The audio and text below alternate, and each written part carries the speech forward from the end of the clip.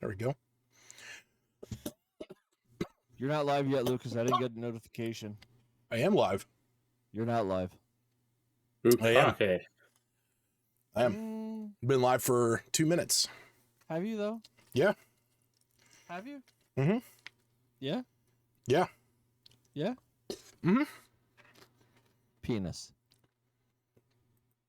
Lovely. Yeah. I have to make sure I heard it on your stream first, okay? Right. Yep.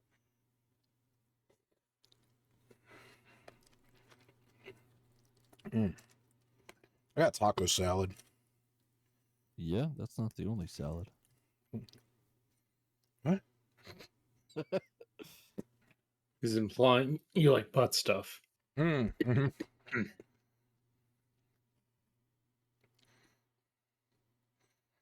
I had KFC snack wraps. Yeah? Yeah. Nice. Yeah, it's pretty good. What's everyone else eating for dinner? Brisket. Oh, yeah, you did. You did share that out. I did.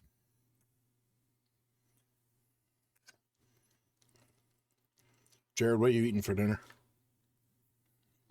Chinese. Wait a minute. No. Wait a minute. No, I have pan-fried noodles, and she got udon. Is that what you call it? Yep. I was about to say, is that Noda's nickname? Pan-fried noodle?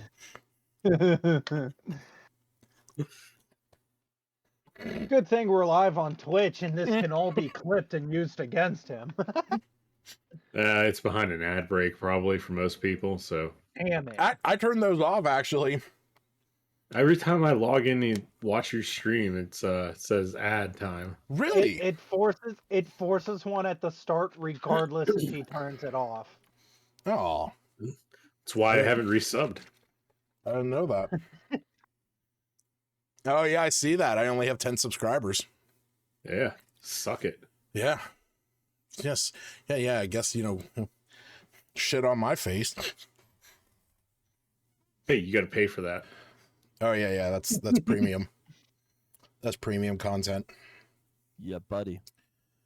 Check that right. out at onlyfans.com/kelf1.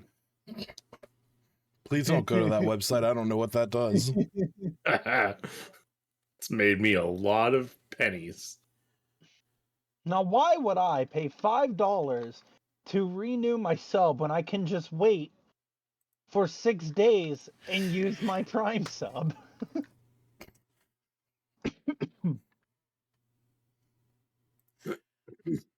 Why would I ever give this man money? This man, actually, to be fair, I think I have to use my Prime sub for at least another 8 months, and then I pay off the money that you gave me.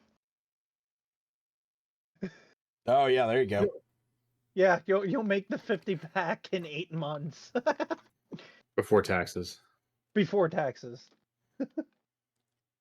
Justin. Huh. Look at the page. Look at what I just sent you on Messenger.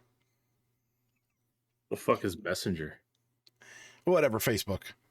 The fuck is Facebook? I know, right? Oh, God. You just made that? Look at the date. You just made that a month ago? Oh, that's really funny. Now that's in my browser history. You're goddamn Great. right it is. All right. Well, when we go ahead and get into this. We level up? No. Oh, I just saw Aaron, Justin's thing in chat. What? Alright, I'm a BRB real quick.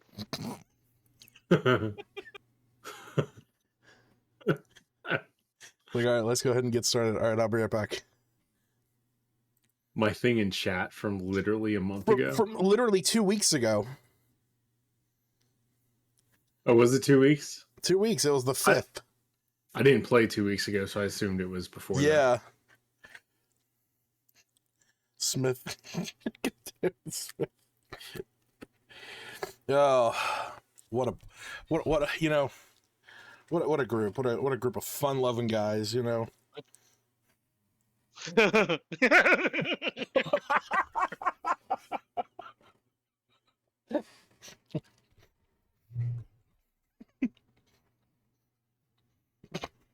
I'd settle for a long rest. Yeah, I You're think that's gonna- what we were planning on doing. Yeah, you get a long rest. Because that was the thing. Yeah, I'll give a brief. A long rest. You would, yes. Okay. So, last Yeah, session. After the long rest, I have to ask the lady if she prepared the remove curse spell so I can talk. Yeah. So last session, you guys teleported to Worm Doom Crag, the home of the Thunlockalaga Goliath Smith's tribe.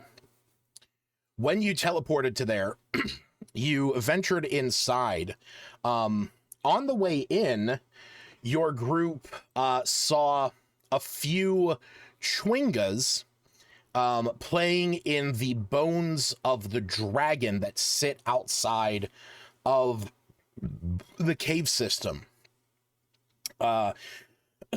Aaron and Jared approached sorry, you or Woo and Gerard approached them. The one, excuse me. Oof. The one that Gerard went up to seemed very fascinated by one of his buttons in his clothing, which reflected his face back. The other one was fascinated by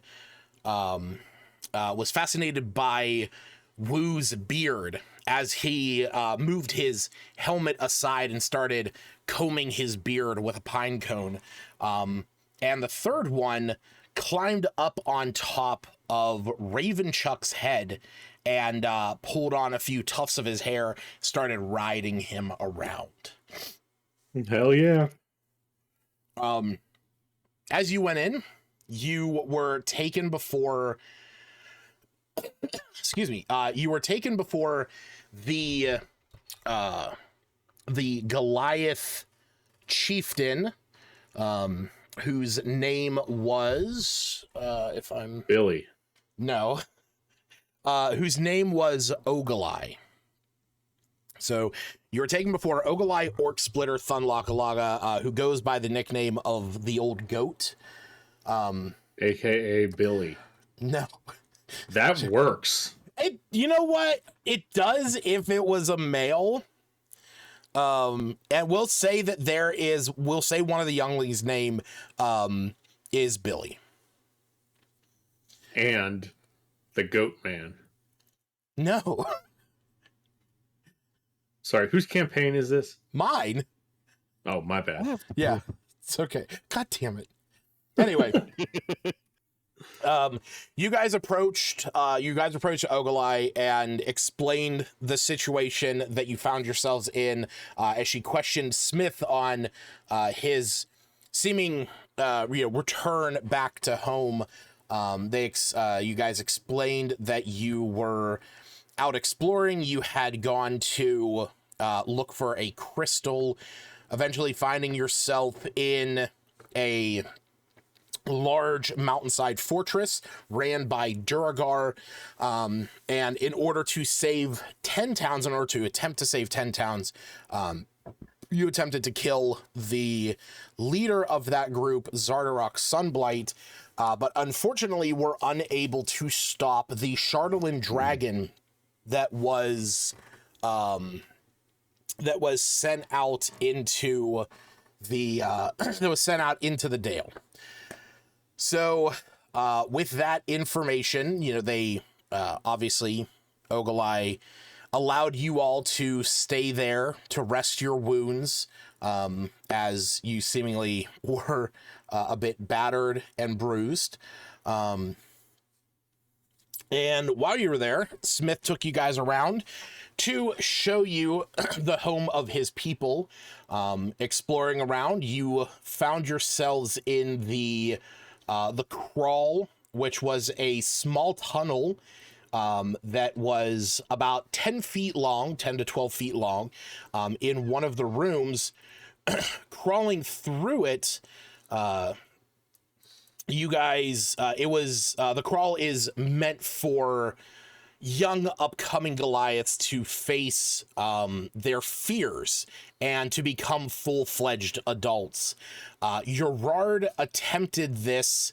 He attempted going through, but unfortunately was unable to persevere. Wu attempted this 4 times, I believe. Enough to get me level 3 exhaustion. Yes, yeah. You attempted it 4 times, because the first time you don't get exhaustion, but every attempt after that you do. And each attempt you failed, unfortunately. Man, but it was nice if the DM told me that. What? Then I get exhaustion every time. Well, that's why I said, it's Just giving you shit. You think you would have figured it out after the first time? Well, the NPC said that if the experience can be exhausting. So after that, you continued on. You eventually met Smith's mother, who is she is the weaponsmith of this tribe. Her name is, we actually posted a picture in the chat. She's directly below the picture of the one map. So she has like a hood with antlers and a giant maul over her shoulders. So take it as you will. Yes. But her name is Wayani High Hunter Thunlocalaga. And shortly after that, they announced that they were going to have a feast back in the feasting cave, where you would have a celebration in order to celebrate Smith coming back and staying with you all. But in addition to that, paying honor to Smith's cousin, the one that you guys had encountered down in the dwarven fortress, who you actually learned from the elder that they were going to be sending out a looking party for him, being that the Goliath known as Kapanook got separated from the hunting party a few days ago, and that Ogilai was going to ask you to go and look for him, but you guys explained that you did find him, and unfortunately he passed. Oh, well, at least he Oh, spoilers. sorry, did not pass. That he fought. Yeah, that he fought. That he jumped onto the back of the Charlatan dragon and then flew off. With the dragon. He's dead. You heard it here first. No reason to go hunting for him. Sorry, but yes, it is the feast. The feast is in honor of him as a means to raise the spirits and hope for the best for him. While this was going on, it was also brought up that the party, being that there was a healer in Ravenchuck, Ogilai, the party actually talked about the situation of ending this long war scuffle, hatred between the Thunlocalaga clan and the Akanafi clan over at Sky Tower Shelter. The story was told by the chieftain, explaining how many summers ago there were children playing a game of goat ball between Wormdoom Crag and Sky Tower.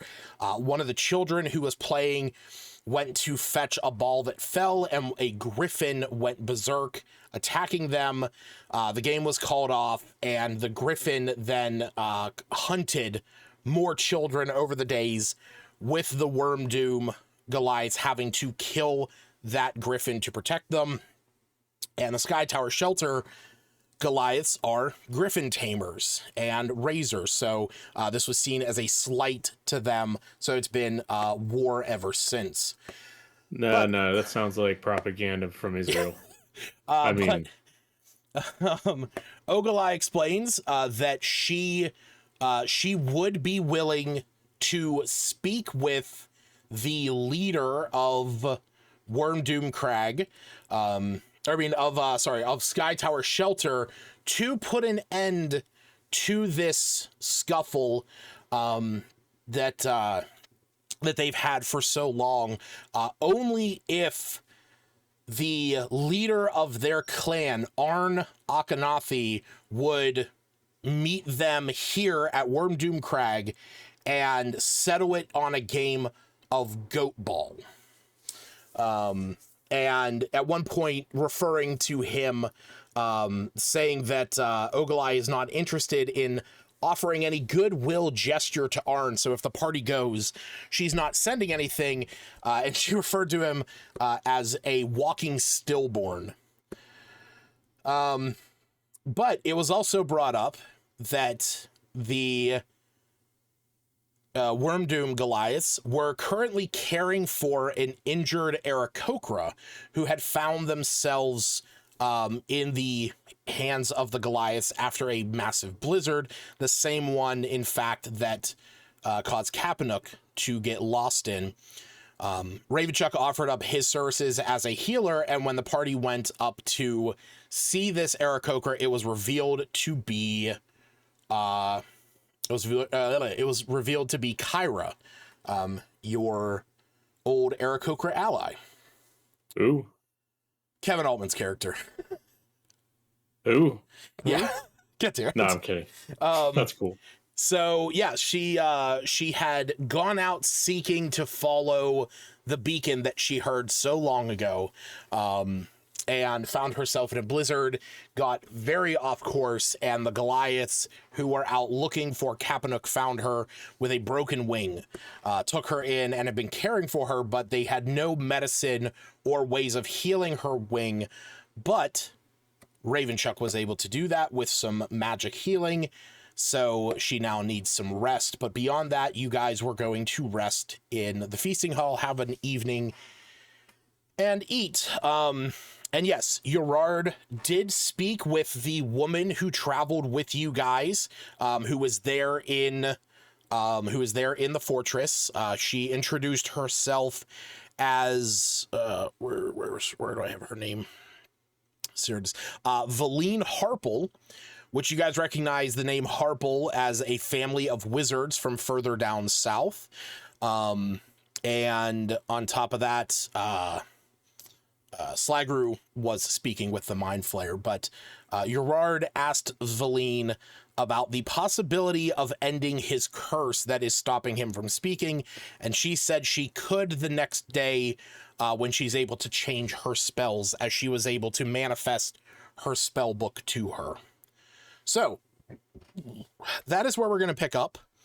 We're going to move the clock ahead a day, and it is now going to be the next morning, as you guys have had plenty a day to rest and eat and heal up your injuries. So do I get to recover from one level of exhaustion? You do, yeah. You get to recover one level of exhaustion. Go ahead and proc long rest level up. Long rest, no level up. Good try, though. All right. Do we have temp HP now, too? What is it, 15? You should. 10? Yeah, you should have... every morning. Mm-hmm. What is that, 10 or 15? 15. 15. Blessing, 15. yeah, Blessing of the Morning Lord version 2. You gain 15 temp HP each morning. BRB. Plus one level. Upgraded. Shut up, Justin.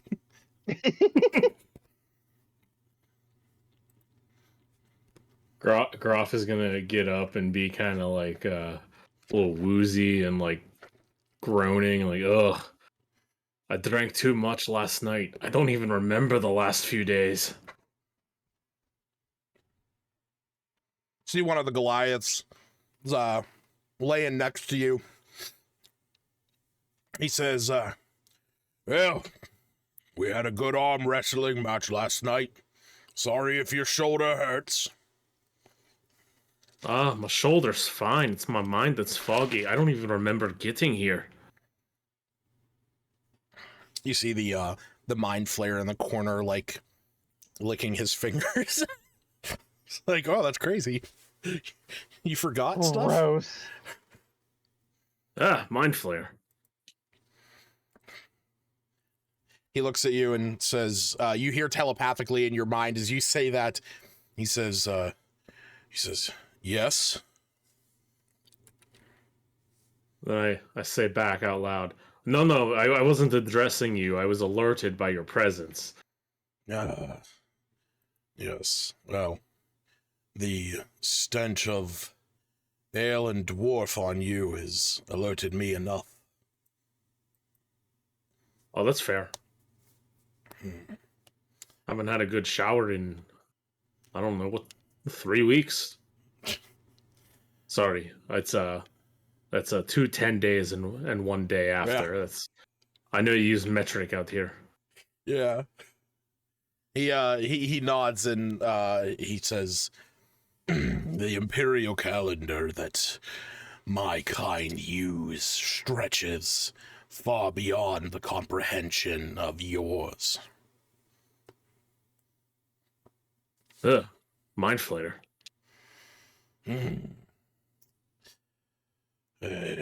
He kind of like shrugs his shoulders. He's like, wouldn't even be a brain to extract if I was hungry enough. Who wants mimosas? No. You hear one of the Goliaths cheers, says, oh yeah! Groff's gonna go get mimosas. That's fine. We'll say we'll say one of the crates has what is needed to make them. Well, cold enough in the Dale, I guess you don't have to refrigerate the juice. Yeah, I mean that's exactly it. Gerard. Yes. As the morning comes by, you see Valine walking over to you. She has her spell book in hand, and she says, all right, you needed me to cast Remove Curse, correct? He nods his head.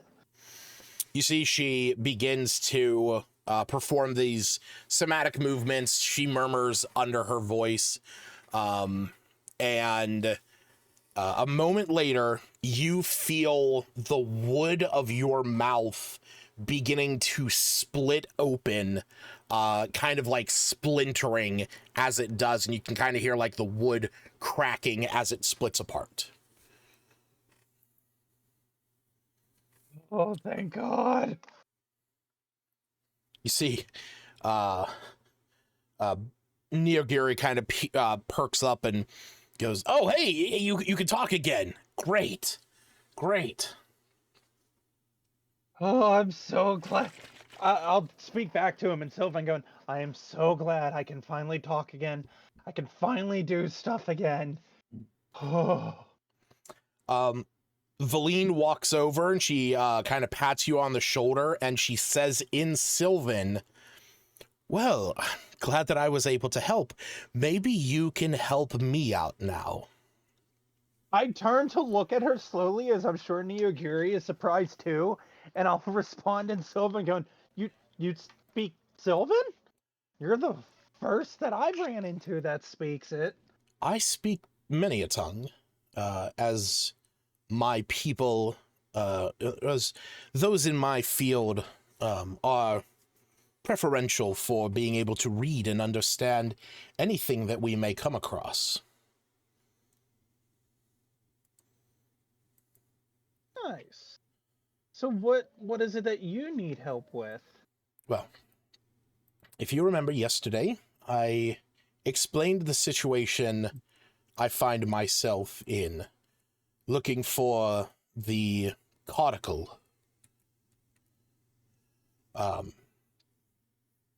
It is necessary for us to put an end to Aurel's deeds. But We must find our way out of these mountains as soon as possible to return to Ten Towns, to continue on that journey. But good. He was just gonna say, just been like, yeah, we've been traveling around. If you're asking to travel with us, I don't see why you couldn't. You could be a huge help. Or is there more to this? Well, there is assuredly the desire to travel with you, as I feel that our objectives align. But the thing is we will need a means to get back to the towns. There is a obviously, there is a situation unfolding in the towns with that Chardalin dragon. And if we are to return to the towns in any reasonable amount of time, I feel that with that aforementioned griffin taming clan of Goliaths, there may be a necessity to get some of those griffins on our side. I couldn't agree more, as I would prefer not to be known as the group of people that failed and destroyed the 10 towns. Especially there is somebody over there that would love to rub my failure in my face, as I'm sure he's going to rub the fact that I'm a living doll now in my face. Then we should see to it that we are able to get these other Goliaths to agree with us, or at least for us to work with them long enough to utilize their griffins, as we can use them to fly back to the Dale and to journey to where we will find the Codicle. I completely agree. Cole then starts speaking in common, going, well, I guess it's time to go tell the good news to the others that I can talk again. And then he goes, oh, hold on for a moment. And he quickly digs through his belongings and takes out the little Pokeball that he has, and he'll summon Marcus. Oh, there we go. Since I'm allowed to do that once a day. Okay. Bringing out Marcus. Nice.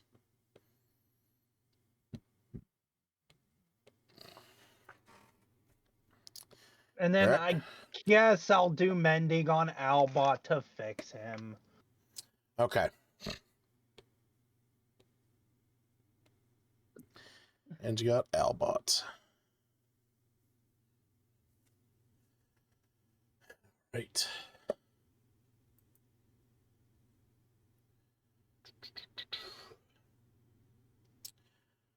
So, is anybody else doing anything this morning? Does anybody want to talk to anybody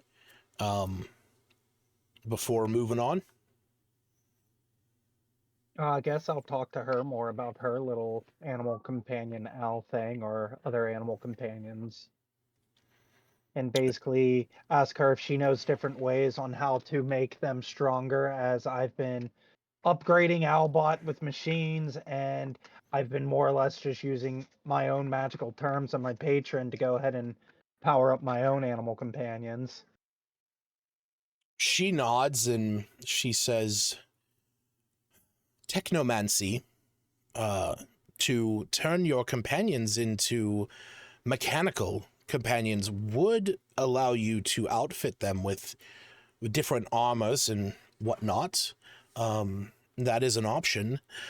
I actually find it best to explore the secrets of necromancy. An undead creature is slightly more resilient than a live creature. As hopefully in time you will get to meet my traveling companions. I haven't really thought much on that. I mean, given most of my companions are companions, and he'll basically list them all out to her about how he has a flying snake, a plesiosaurus, a wolf, Marcus being the tiny celestial he is, and then gestures to Neogiri, who is basically a fae. She nods and she says, "See, you have amassed quite a bit."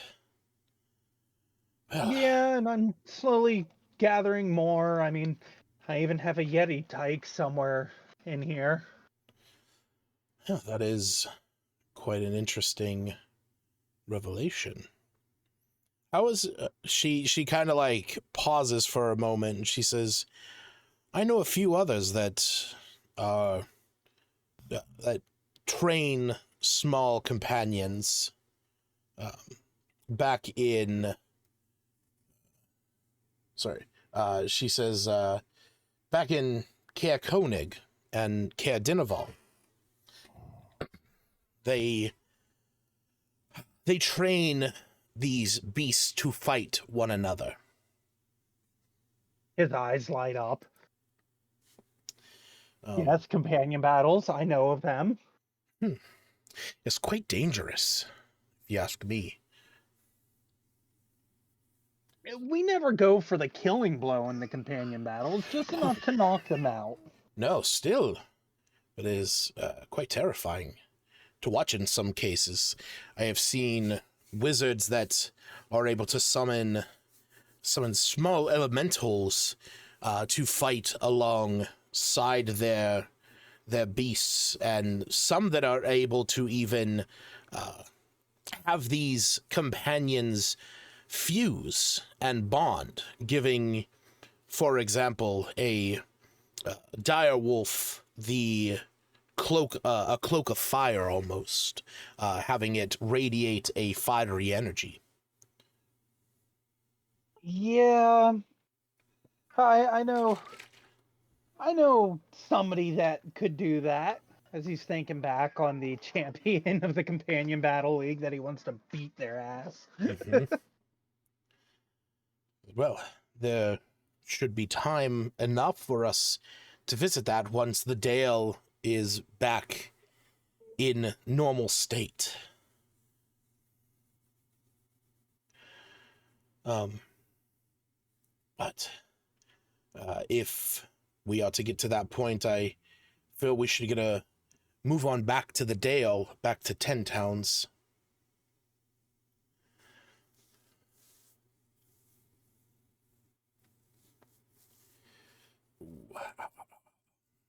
Sorry, had to quickly run to the sick child. No, you're fine. Yeah, he goes, yeah, I'm more than willing to learn about more animal companions, figuring out how to make them stronger, because my plan is to become the champion of the companion battle league. Oh, I also completely drastic side note, I completely forgot that we memed that my rival is Ralph because of the whole joke of that's my horse. Yeah, I was Rolf. scrolling through my notes and I just saw it and I'm like, oh yeah, I forgot No, about wait, that's my horse. that. All right. Okay. So, does anybody else want to do anything before heading off to go and speak with the Sky Tower Goliaths? Don't forget that I was gonna teach some of them how to do healing magic and stuff like that. Oh yeah. Yeah, we can definitely say that you work with one of the Goliaths that night. Do me a favor, for that, roll me we'll say medicine check. I'm also gonna DM. Use something real fast, Lucas. Okay.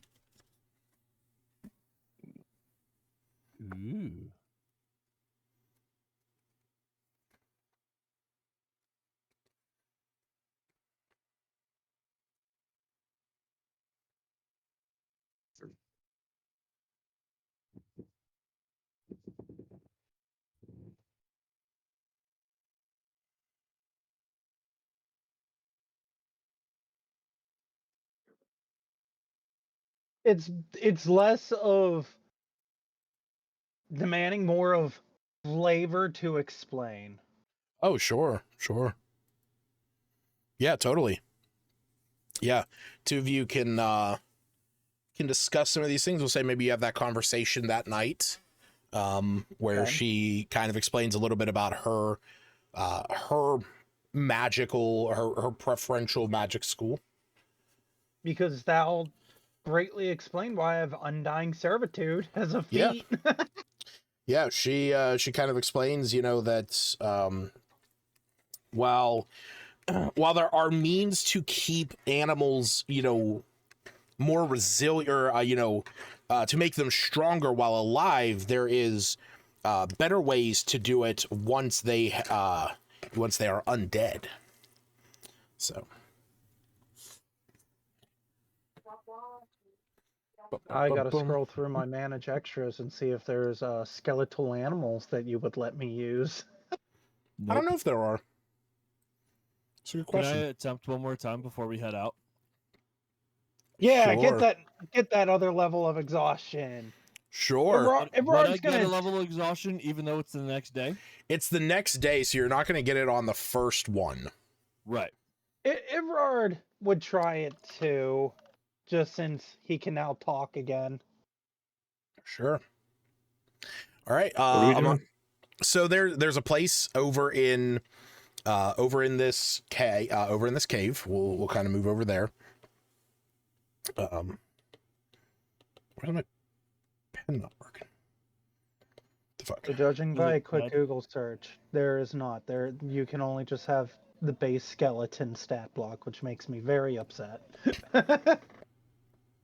I'm sure we can adjust some things here and there.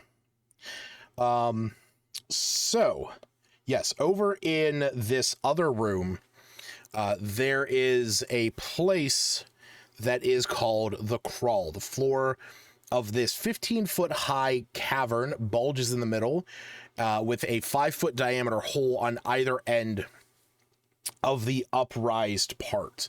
At the back of the cave, an elderly male Goliath sits with some Goliath youth, and they are dyeing scraps of cloth and leather in a bucket and setting them next to dry next to some dolls. So this is a ritual that is done to have young Goliaths face their fears to become full-fledged adults. And that is what Wu tried to do, and Urard tried to do the day before, and unfortunately failed. So... I could do this. Oh, boy. Okay. Is I'm my all for- Chewinga buddy around? Yeah, we'll say your Chewinga, your little Chewinga dude is there. All right. Who wants to give the first go? I'll let Wu go first. I was gonna let Groff go first. Well, there we go. No, show me how it's done, pal. All right. I'm gonna see if my Chewinga buddy will go with me through this.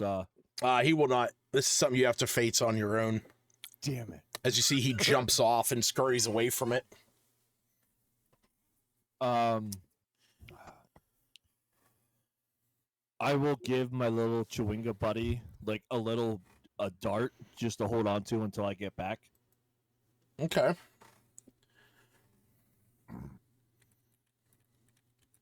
So I will proceed to go in. Okay.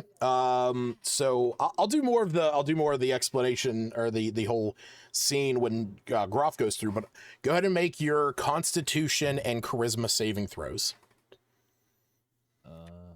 Constitution.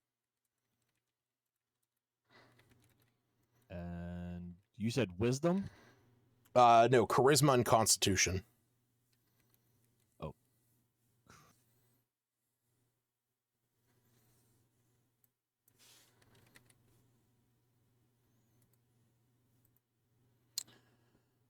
All right. You get halfway through like we had one other time, or like we had the times before. As you get halfway through the tunnel, those of you on the outside, you see Wu turn back. Where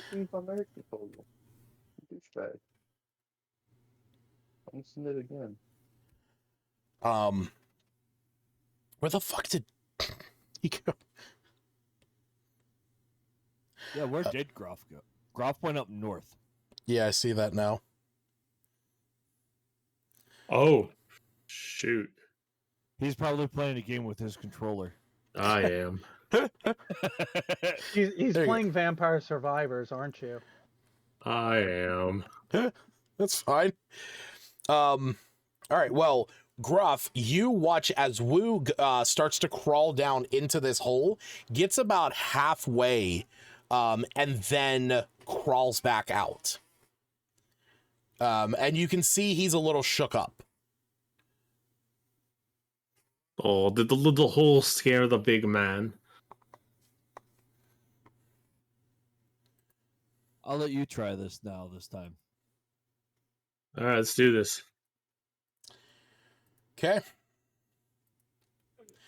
All right, so Groff, I want you to explain to me what I kind of know about Groff's, like, one of his big driving forces. But what would Groff consider his greatest fear? I mean, probably the death of all of his friends again. Okay. That's kind of what I assumed. So yeah. So, Groff, as you start to crawl down into this hole, it seems to open up at a point. There's a strange smell to the air as the light begins to disappear. It takes you a moment to place where this smell is, but as your senses start to come to you, you don't feel yourself crawling anymore. You feel yourself walking. And as you stride forward, you can hear the crunch of grass under your feet. And that crunch starts to become more pronounced.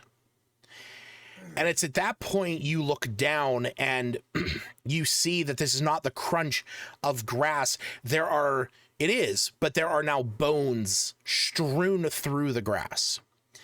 In addition to this, the smell that you are smelling becomes more apparent. A odd smell, but a familiar smell. And as the crunch of bone comes underfoot, it starts to sink in. It's the smell of iron. As you look around, you see rusted iron swords, weapons, and armor, but blood in addition to that. The smell of blood hits you strong. And then some colors start to hit you. These are colors that you are intimately familiar with. They crimson and gold symbolism. A flaming fist. And you realize you are on the battlefield of one of your old battles, with your allies lying dead at your feet. You as the only survivor. As you stand there, you start to hear these strange muffled sounds that become clearer and clearer as the moments go by, as they are the screams of your allies calling out to you, calling to save them. But you are unable to move from this path that you are walking, this ever straight line that you are on. And as you walk this path, you see some of your old allies reaching their hands out, And even if you try to reach out and grab for them, you cannot reach them. And eventually, the sound of the crunching grass and bones is replaced by the crunch of ice and snow.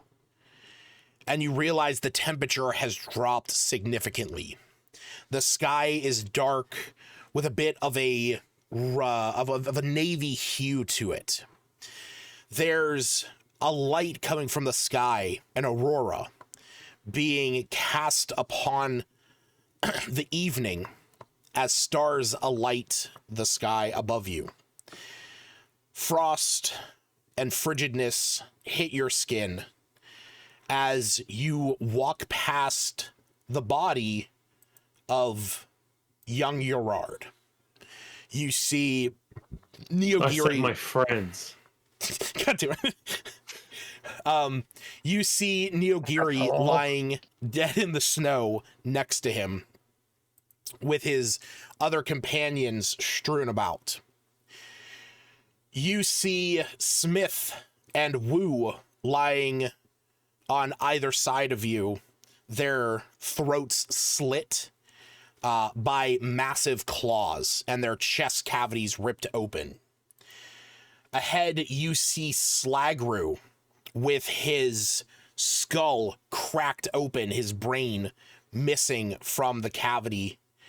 And then you see Ravenchuck laying with his body burnt and scorched, laying next to a melted beef chuck. And ahead of you, raining this destruction down on your friends, you see face to face with the Chardalyn dragon that was unleashed upon 10 Towns. As it bears down at you, the glow in its eyes intensifying as the heat behind its great mouth begins to glow bright, and it stares at you. And as the glow begins to brighten, it leans back and shoots a blast forward. I need you to make a Constitution saving throw and a Charisma saving throw. Lucas, I sent you some DMs of a question of possibly making that ability not useless, but making it to where we don't have to ever worry me about using it.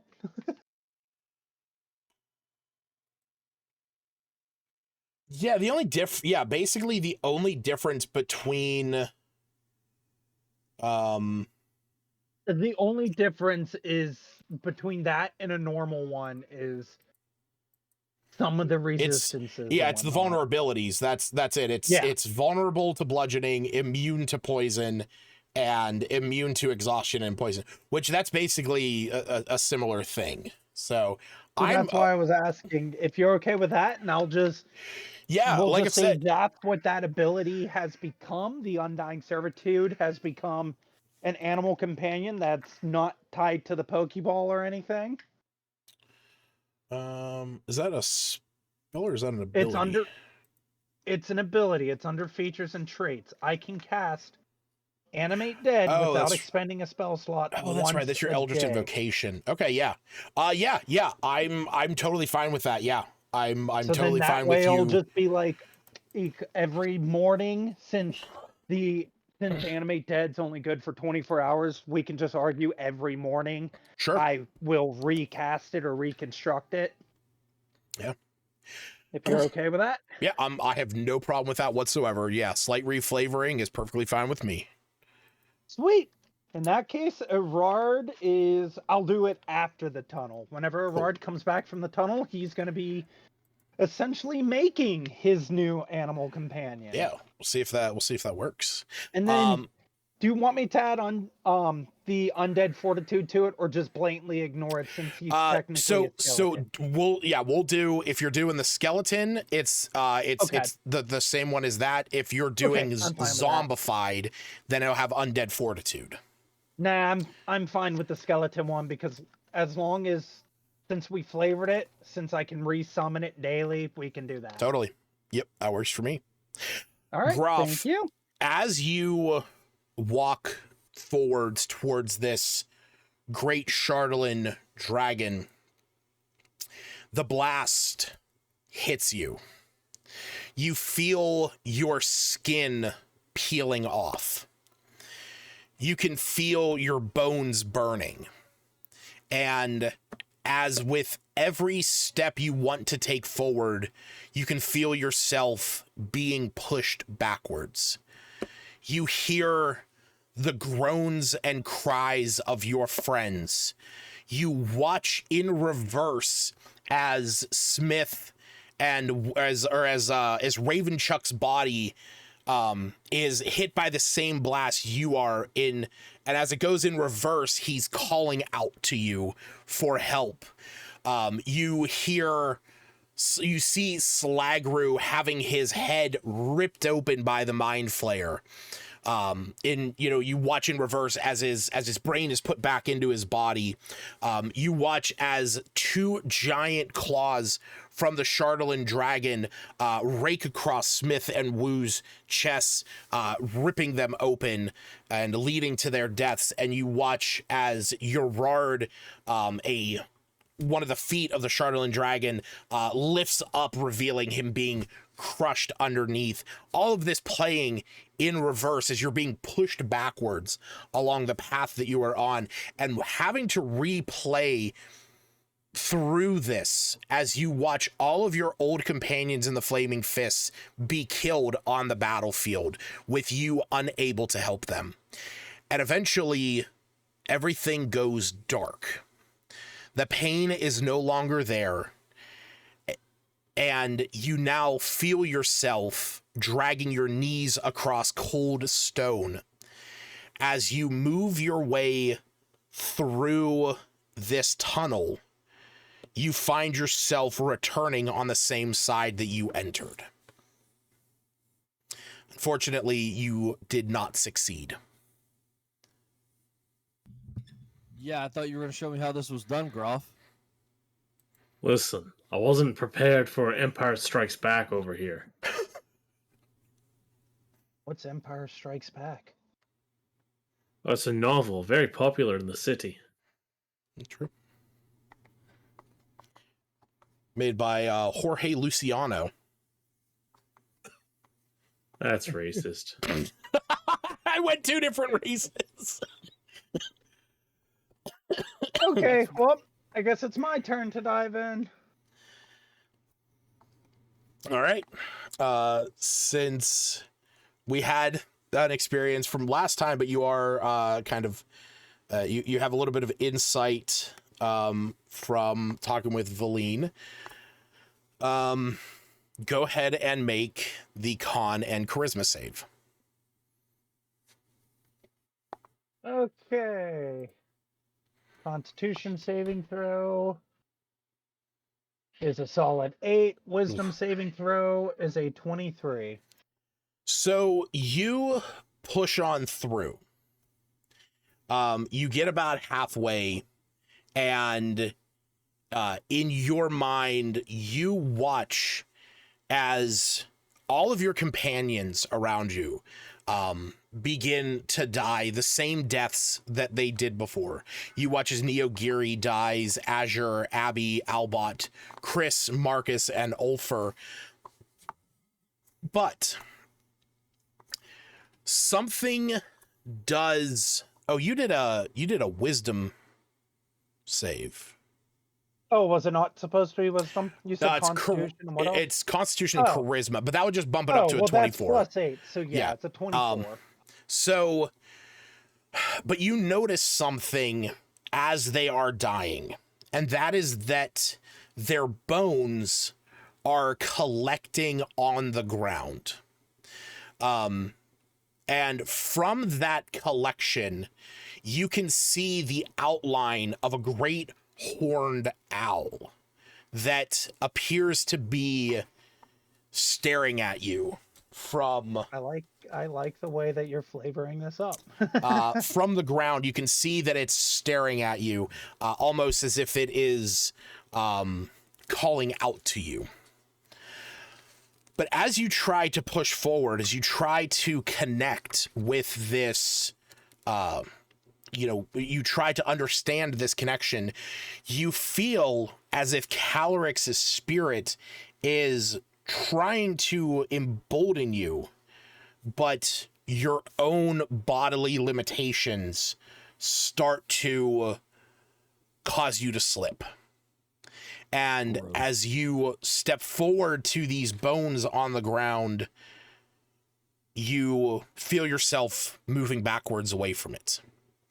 And as things come back into reality, you see on the ground you see the ground come to meet your face as you realize you are crawling back out the entrance to this tunnel that you had just entered into. So you also did not succeed this time. That's fine. I'm now more interested in what I saw, and based on the previous things, I think I'm going to try gathering some bones around and talking to the lady again and seeing if she can help me with this and tell her the vision I saw and maybe possibly helping me create this. I also hate it because all of the things I'm finding requires me to download some sort of AI art, and I found a really cool picture that I can't save, and I hate it. Oh, take a screenshot of it. That's true. I didn't think of that. Yeah, it's you like dingleberry. it's like Windows Shift S or something. Yeah. Do it that way and then alter it. There you go.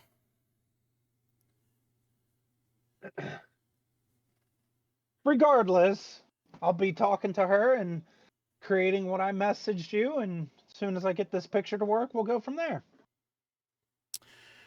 Coolio. All right. Groff and Wu. Does either one of you want to Nope. reattempt it? Okay. I pushed Groff down it. Well, he has to go willingly. Nope. It's understandable. No, I'm good. I mean, it's, I'm still trying to recover from the day before. yeah, that's very true. I can only imagine like Smith standing off to the side, knowing that he himself also had to go through this one time, but definitely passed on his first time.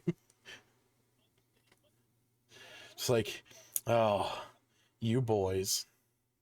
All right. So, is there anything else you guys want to do before heading off to Sky Tower Shelter?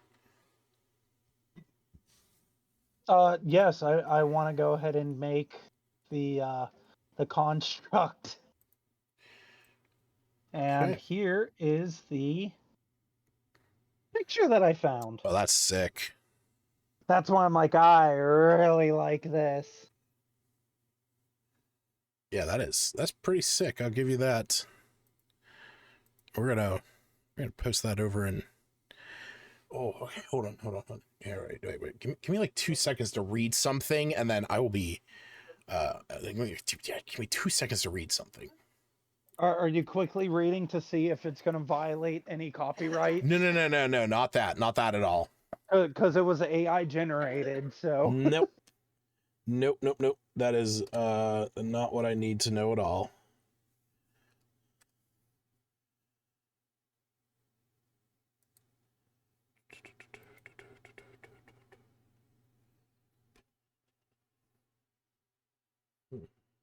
Okay. That's art.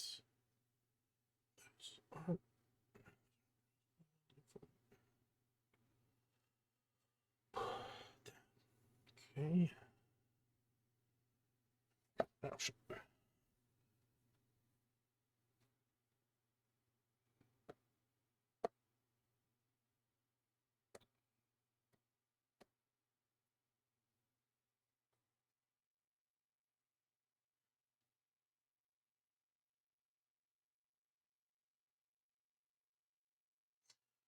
No.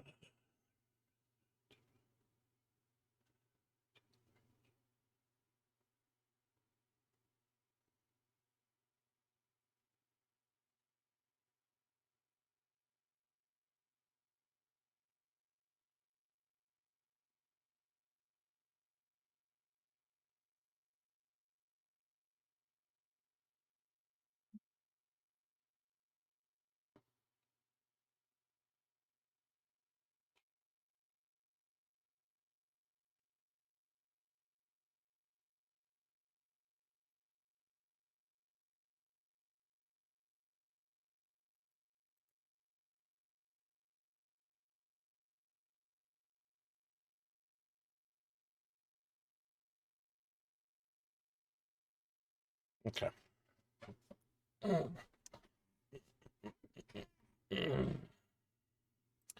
All right, so you are casting this spell. Correct. Okay. Oh, we gotta close that out. Bring that back up.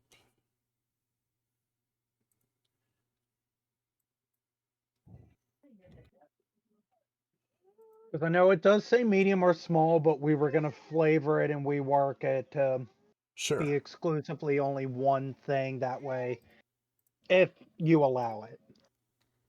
Because the stats for it isn't like extravagant, it fits the rest of the companions. Yeah.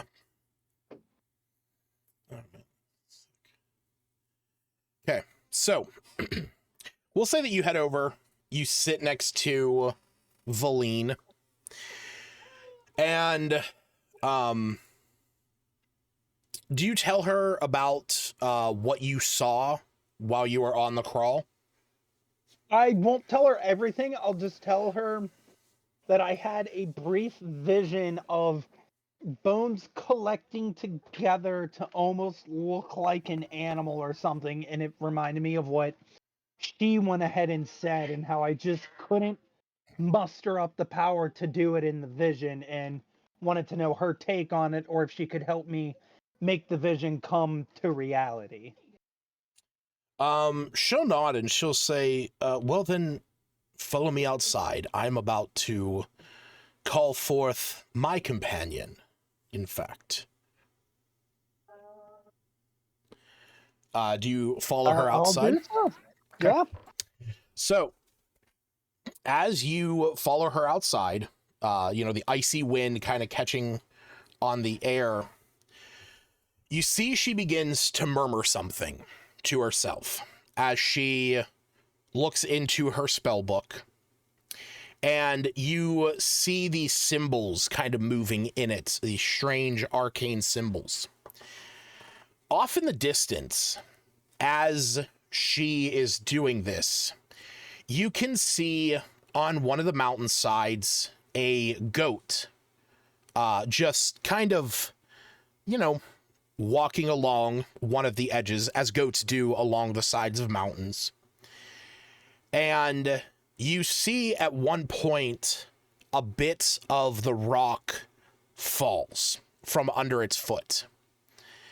And you see that the goat kind of jumps forward a little bit, trying to stabilize itself. And then, as it does, it leaps forward onto a small little precipice. And the moment that it hits, the rock underneath its feet drops, and the goat with it. And you watch from a distance as you see the goat falling to its death.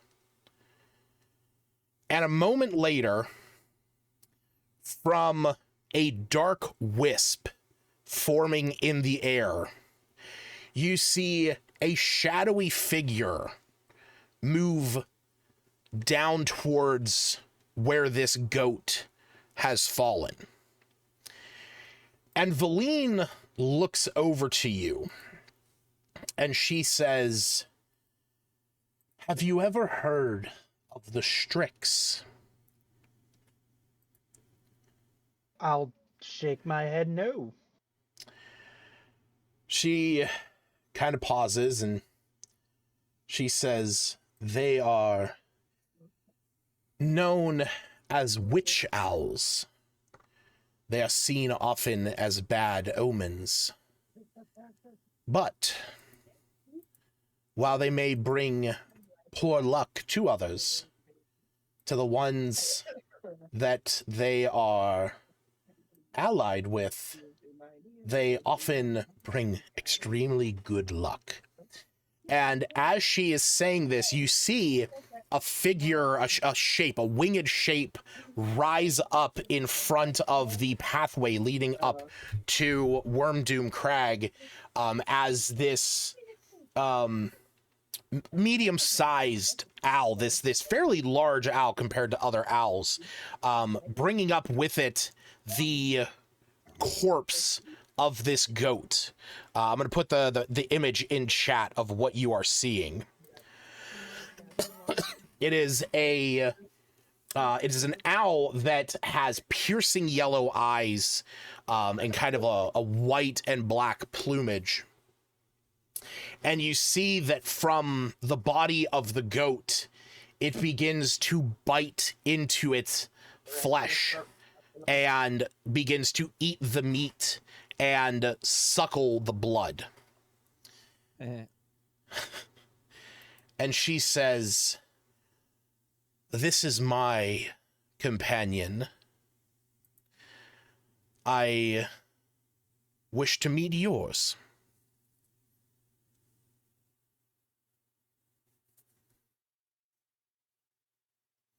All right. Upon doing so, I'll think back on the vision that I had and staring at the bones of the goat and seeing what I can muster up, and it'll be the image I sent you. All And right. I've already given it a name because I've been reading or listening to all of my fantasy books again on all the stuff of audiobooks. I named it Lechuza because La Lechuza is the witch that could turn into owl. She has the body of an owl and the face of the witch. Very nice. So, while you stand there, the bones of the dragon behind you begin to rock in their stationary spot.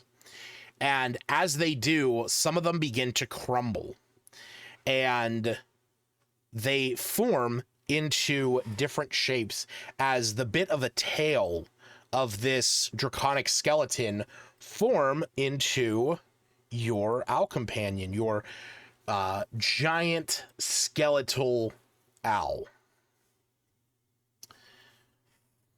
And I love it too because it fits, because it understands the owl. It can speak giant owl, which I can do is speak with animals, obviously, but then it understands common, elvish, and sylvan. Yeah, this thing is fucking big. It has a 60-foot fly speed. Arguably, you are able to get on this thing and fly. I mean, Chris technically has a 60-foot fly speed as well, but True, but he is a he's a tiny creature, which means you would break him. To where now the owl is the largest creature that I have besides the plesiosaur. Yep. Because it was the wolf. Oh yeah, that's true. I mean, it would have been a polar bear if somebody didn't retcon that and didn't let me keep it. Yeah, what jerk would do that? I do All like right. the idea now that this small little wooden puppet boy can ride this giant skeleton owl. Yeah, that's definitely something. That is a weird thought. Quick, somebody that can do art, petition this immediately. Yeah. Oh God. Yeah. Let me just throw your art into there, and I mean, that's why I'm like, if I look at it, yeah, I figured I could talk to you because I'm like, it's not a broken it's not a broken thing or anything like that. It fits basically the stats of the rest of my companions. Yeah, no, that's the thing. It's pretty much in line with your other ones, so Whatever helps you sleep at night. whatever you got to tell yourself, pal. Listen, it was either this or a zombified polar bear. Take your pick. Ooh. Yeah, the fact that this thing only has 19 hit points, that's doable. And it's vulnerable to bludgeoning, so Yeah. That's why I'm like, it has flyby, it has about the same base stats as everyone else. I mean, it's actually pretty sick. I mean, the fact that it's large and undead is also really funny. I'm like, the talents are 2d6 plus 1, so I'm like, that's about the same damage, give or take, of Chris's 3d4 poison damage. Oh yeah. All right. So yeah, you now have this large companion. Hell yeah. I no longer need an axe beak to get around. You owe me money then. I don't know you shit. We don't even know if we still have the axe beaks and if they're alive. Yeah, the axe beaks were yet to be recovered over at the fortress. All right, so Ravenchuck, with your 23 in medicine from before, you are able to show them some very basic magical medicine. So very much just like a the ability to kind of like harness one's own internal energy reservoirs in order to bestow upon some magic healing.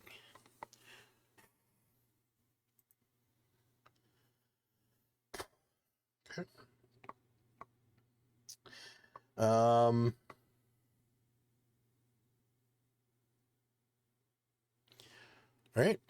Anybody else want to do anything before you guys move on? I'm not talking. What's that? What's the bird chick doing? Hold on. You're like kind of cutting out. What's you say? The bird doing. Steve Irwin? I guess. No. You sound like your microphone is not picking up the very beginning of what you're saying. So, and it also sounds kind of staticky. How is the bird chick doing? Oh, Kyra. Yeah. So when you guys wake up, she is definitely feeling a little bit more herself. Now that she has had her wing repaired, she is actually able to, heal herself up a little bit. As she has some of those, she has access to some of those magics as well. If she leveled up with the group, then Well, maybe never- she she- would have she- more. She never leveled up with the group, but well, yeah, she wouldn't have leveled up with the group, but even whenever she was still with you guys, she did have rudimentary healing herself. It was just I know that. She had healing word and whatnot because Yeah. of being a bard, if I remember correctly. So, but yeah, if you go up, you ask her how she's doing. She says, "Well, I'm doing fine, but my head is a bit sore, I must say. I think I'm going to need a few days rest now that my magical energies are starting to flow. I should be okay. This is going to take a little bit of time, but I thank you very much for your help." Might be able to give you some herbs for the headache. If you are able to provide me anything I can that you think can help, I would appreciate it. Want me to roll for that? Yeah, go ahead and roll a medicine check. Okay.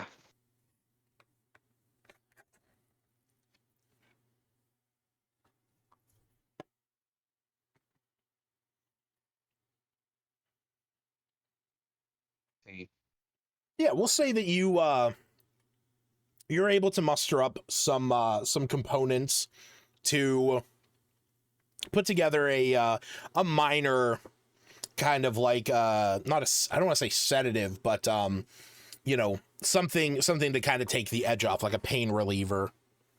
I was gonna say muscle relaxer. I was gonna say ibuprofen. Works too. She I know says, that Woo is Yeah. like, okay. So I know that he's doing the thing and he's exhausted. Yeah, when you all wake up, you see that Wu definitely still has like bags under his eyes, maybe kind of dragging himself a little. Not the only thing I'd be dragging. I will go and check on Wu real quick, and then I will be back. Okay. And I'm gonna go try to help Wu with his exhaustion or whatever. I will say that with the knowledge you have, even with like a fairly high medicine check, you can tell that this exhaustion is coming from a mental and kind of an emotional drain on him. That while a spell like Greater Restoration might be able to aid him in this, currently you would not have a means by which to reduce his exhaustion.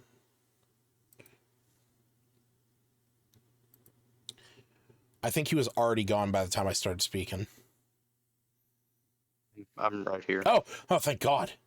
Yeah, I'm sorry. Wait, say that again. I was gone. Yeah. But yeah, I would say that even just by looking at him, you would know that unfortunately with your magical capabilities, you would not have anything that you could provide to him, any service you could provide to him that would alleviate that exhaustion. Tell him to sleep and stop being an idiot. Yeah, that's really it. It's If he says getting that to me, I'm punching him in the head doing non-lethal damage. Nah, do the Wonder if, lethal damage, pussy. I'm gonna have Beef Truck do deflect attack real quick. Oh God. If he does. Let's just say he doesn't, because I don't want to do PvP. Well, if he does that and he responds with this, then I'm gonna do this. And in turn, Ogalai. I'm going to summon 8 apes high on ketamine. No. Since damage wasn't dealt, I retcon what I said. Thank you. Appreciate All right, that. now use Hellish Counterspell. Rebuke on him. Yep. All right. So Ogalai, the chieftain, she's gonna look over at Smith, while everyone's kind of doing their things, and Smith, she's gonna say to you, Are you ready, young one, for attempting to put an end to this feud? I'll nod. I just realized Everard's still outside with his giant your owl. giant skeletal owl. I'm curious on what she said as he constructed this monstrosity. She says, she looks at you, Smith, and she says, I have something for you if you are able to do this, as this will be a boon for our clan to not have to worry about those fledglings over there.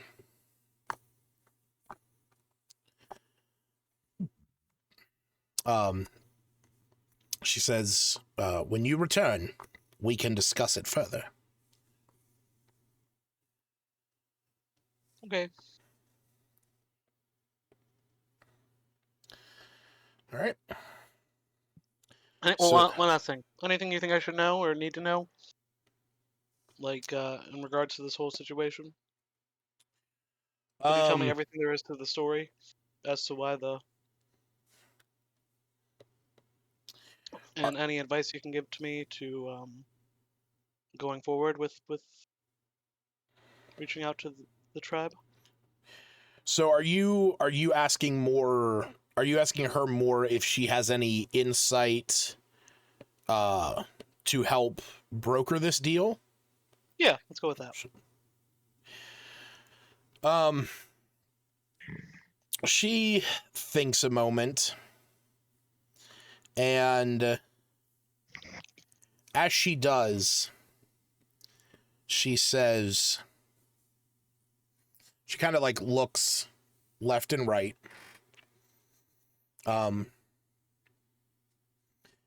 And she pulls you in very close.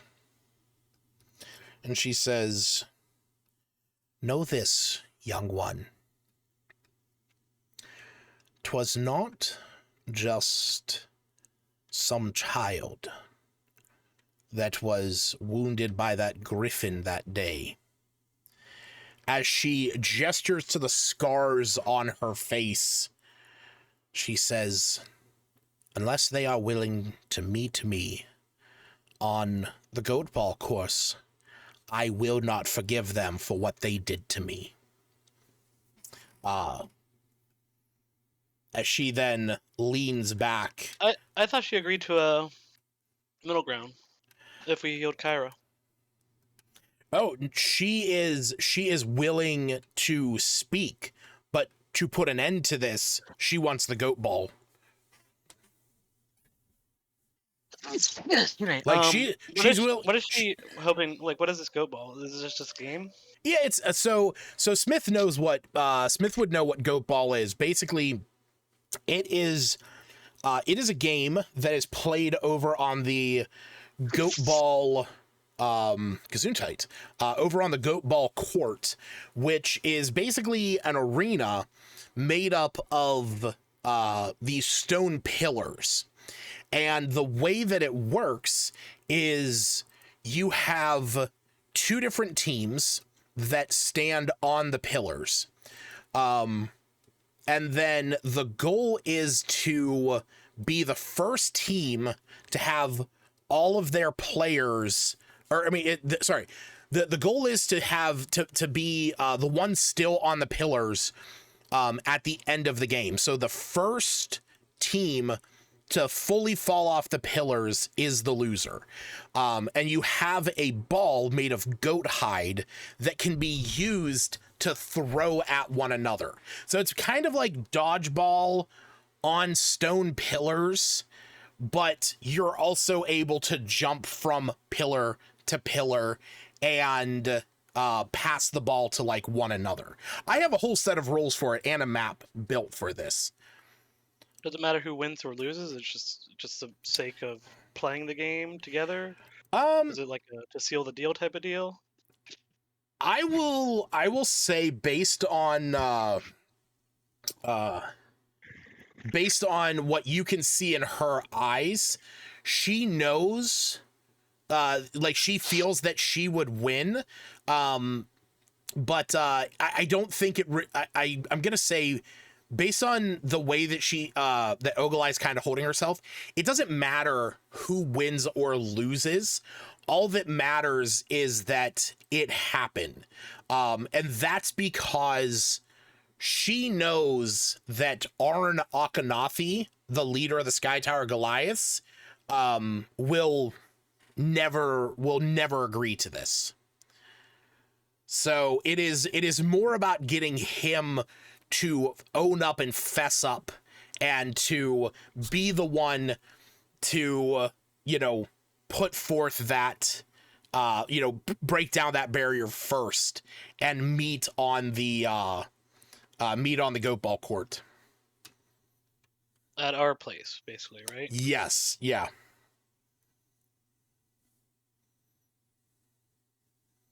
So, I thought that was part of healing Kyra. Didn't she say that? I thought she is willing to meet at a mutual place to speak with Arn. Oh, okay. But she will not put an end to what is going on unless he agrees to meet on the goat ball court. Okay. Yeah. And what do you think he would be after? Like, what would entice him to? Like, what does he want as part of the deal, do you think? She shrugs. She says, "I cannot tell what goes through the mind of some moron that raises pigeons. What he wants out of it is beyond my capabilities, as I have a functioning brain." Yeah, that train of thought's gonna have to stop if we're gonna want to put the tribes together and put an end to this war. Do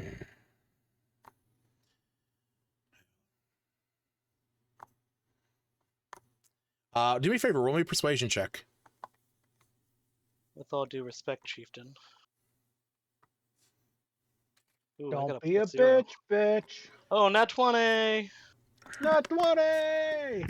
She looks at you and can see, she can see in your eyes that you speak the truth.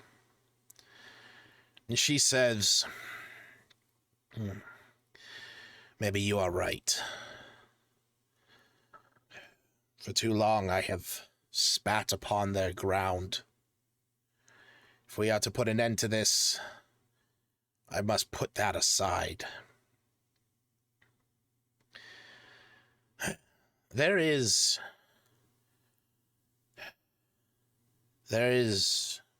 a need for this now. Well, I will not send any gesture to him, ill or otherwise. May you take my words of agreement that it is time to put this aside. Should he be willing to meet, then we will see the outcome of our tribes. Sounds good. Hopefully I can talk some sense into him. Yes, hopefully. As you see, she sits back and she's now kind of mulling over the words that you have given her, you know, some pause to think about. All right. All right, so say you guys start to head out. For How far away is this place? Let me look at my other map.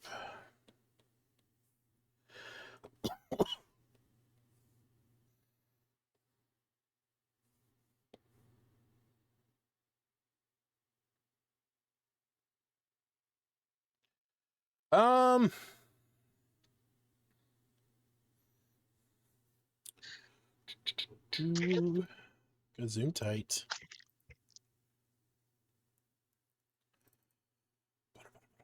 Where the fuck is that guide? There it is.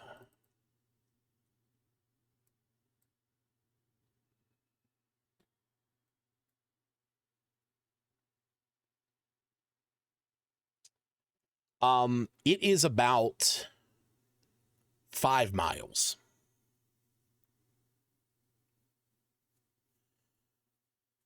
That's it? Well, I've actually shortened the distance. It's actually 10 miles. But kind of giving you the benefit of the doubt because you are traveling through the mountains. But on foot with snowshoes, you guys can only travel 4 miles a day. Granted, you do have one in your party with a with a mount. In Ravenchuck has Beefchuck, and now your Rard has his companion. But that still leaves 3 of you without any other means of traversal other than your own feet. Where'd we leave our axe beaks again? Outside the fortress? Outside the fortress. How does the challenge rating of an axe beak? CR of an axe beak is 14 or is 1/4. I can summon axe beaks. Oh, for real? Oh yeah, I guess you could. What about our axe beaks? They will be up concentration up to an hour, and because of them being 1/4, I could technically summon 16 axe beaks. How would you do 16? Because it's doubled at 5th level. And I can only cast conjure animals at 5th level, so 8 times 2 is 16. It's how I Yeah. can summon a swarm of flying snakes. Or how I Um, can summon 8 gorillas. well, that would get you 1 mile in the snow, or across the mountain, because you can only have it for an hour. Can I talk to Slagru and his mind flare friend? Sure. See, find out a little more how this teleport works of his. Yeah. If So we can teleport uh, theoretically. Fiora will explain a little bit more about it to you. As you ask him, how it works, he says, in your head, you get this information. As he says, we mind flayers have a means by which to traverse the plains. Normally, we are only able to shift ourselves, but in moments of extreme need, we can unlock our psionic abilities for others. But it must be a place of it is of a place of pure necessity than anything else. When I did it like that, I do not know if I will be able to do that again for some time, as my powers, my abilities are slow recovering after the torment I have gone through. But when the time comes that I am able to do this, I would be able to take us to a location that is of your known traversal.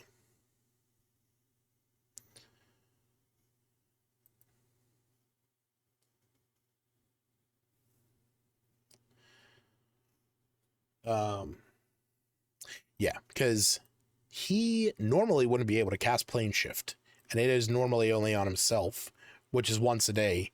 But I actually ruled when the next time he could cast that, and it is not yet. But with the information that you know about where Sky Tower Shelter is, it will take you guys at least a day's travel to reach it. The fortress is pretty far away, right? Even farther away. Oh yeah, yeah. Want my lantern and axe beak back. Not fair. I understand. Let's see if I can find this. Come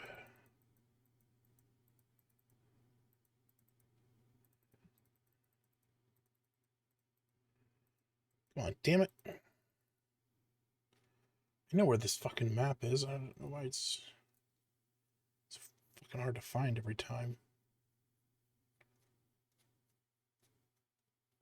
There it is. Okay. Yeah, let me post this in the Rime chat. Oh wait, I think I actually did the other day, but yeah, I'll do it again.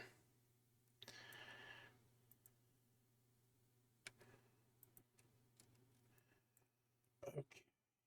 So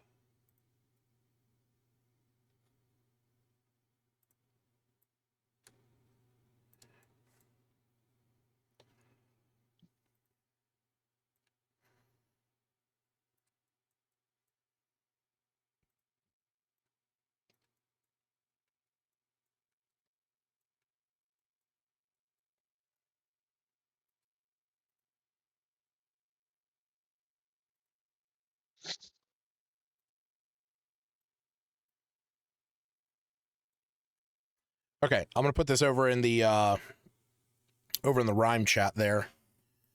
So on that map, the red circle is where you guys are currently. The blue circle is where you guys need to go to, Sky Tower Shelter. On the left, the green circle is the fortress where your axe beaks are, and the purple circle is where the ship is. That's where the Mind Flayer ship is that you guys went to go and look for the Psi Crystal for. So that's kind of like the distance between where you guys are and where you're going. So that's why I'm saying it's gonna be like a bit of, of at least a day's travel between where you are and the Sky Tower shelter.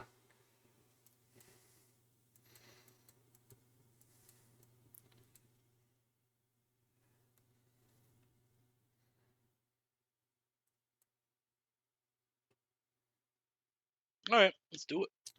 Clear? All right, so as you all gather outside, Slagru says that he is going to stay back for the time being and try and understand more about what's going on with him from the Mind Flayer Fural. With that, when you guys get outside... So is the Mind Flayer staying back too? Yeah, he is staying back as well. Oh. When you guys get outside, you see that Gerard is standing there next to the woman that has traveled with you guys, and also standing next to a giant skeletal owl. Oh, we need to kill that thing. You hear, Jared? I'm here. Okay. Does Smith say that, or does No. Smith say that? I don't say that. That's fucking funny. It's like you walk outside, you're like, oh shit! Just like bringing out Don Zimmer.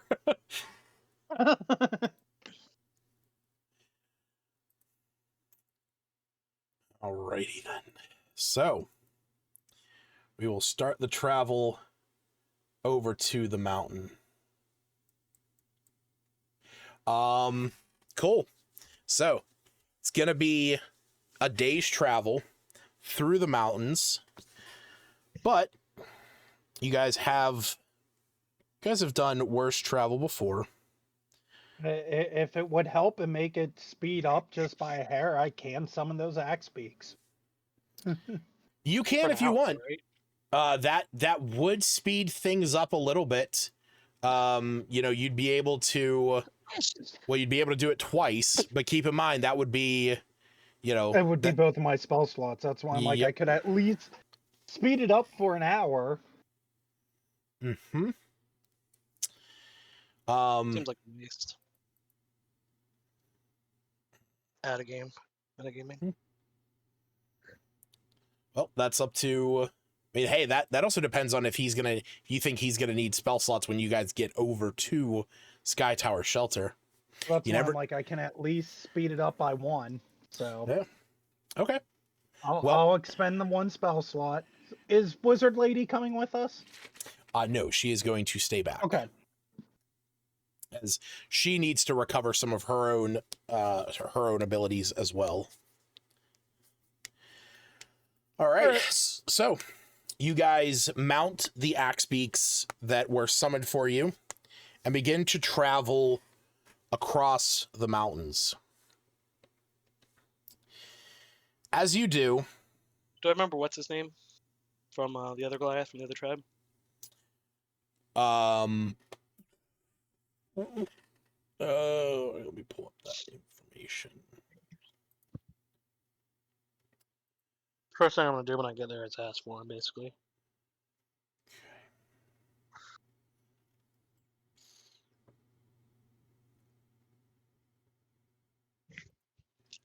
Where the fuck did I have him? Turgos, Charmaline, he'd be under Lonelywood, wouldn't he? Yes, Quan the Monolith Akhenathi. Thank you. Yeah. All right. So, as you guys begin to move through the mountains, who is leading the expedition? Smith. Somebody that knows where we're Absolutely. going. Smith, do me a favor, make me a DC 15 survival check.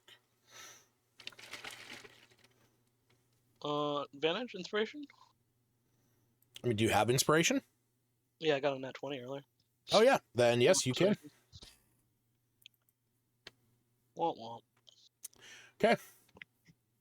So, you do begin to make your way through the mountains fairly successfully. Unfortunately, at one point, you do get turned around, and you lose about an hour of movement. But it's nothing too crazy. You have all traveled through the Dale over this past 2 weeks just fine. You're all in cold weather clothing, and for the most part, you all have dark vision, so the dim light of the natural light of the Dale is not a hindrance on you for the most part. Now, Woo's at first, with the aid of the axe beaks, you do make some good time, but the moment that you are actually forced to march, and you all dismount off of these fey axe beaks, you notice something is kind of holding you up a bit. That is that Wu, his exhaustion levels that are still prevalent, have reduced his speed by half. As you can see, he is barely dragging himself through the mountains. Useless. Mm-hmm. Who wants to give him a mount? Put it right on my shoulders. Erard says this as he's on his flying owl with another mechanical owl, Marcus and Neogary. Sorry, there's no room.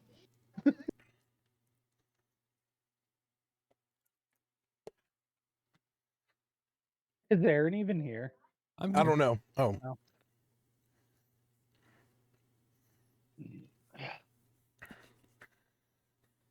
Erard will be nice and he'll let him use the owl if he'll help us stay on pace. Goddamn curious. better. I paid for that fucking axe beak. I was curious about what the what the situation was over here. I'm like thinking to myself, like, it's gonna take 2 days for them to get there then.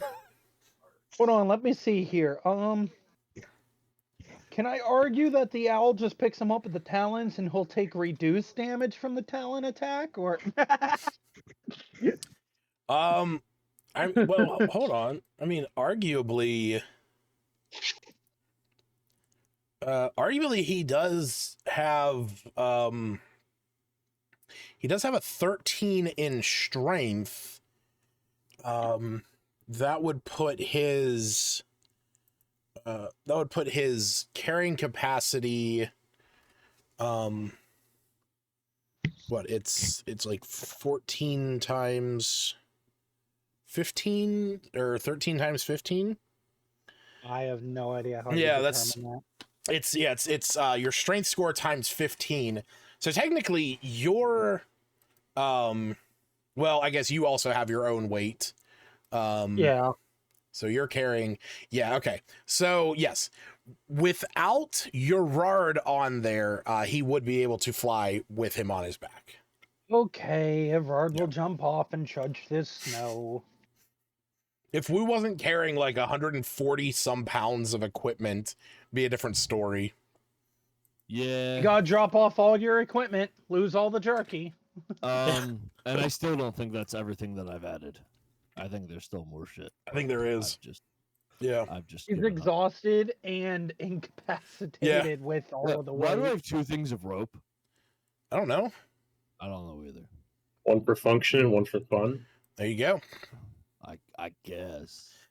All right. So, with Wu on the back, of the giant skeletal owl, you guys march through the mountains over the next number of hours, eventually arriving at your location in the early evening, around 6-7 o'clock at night, nearly pushing into forced march.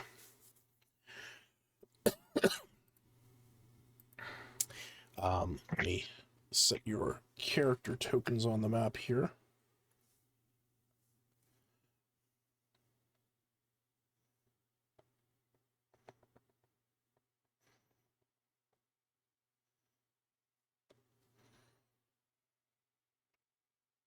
Oh, God damn it. I didn't do it. No, I did. For some reason, the whatchamacallit,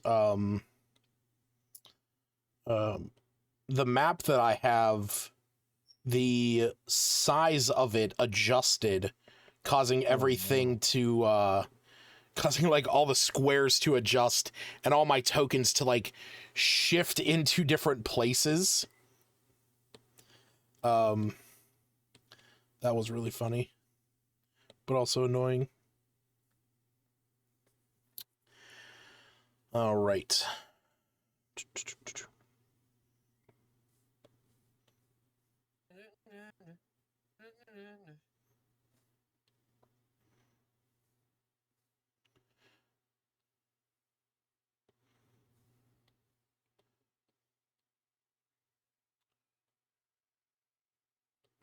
Bum, ba-dum, ba-dum, bum, bum, ba-dum, ba-dum, bum.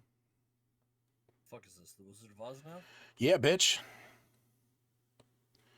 Flying monkey time.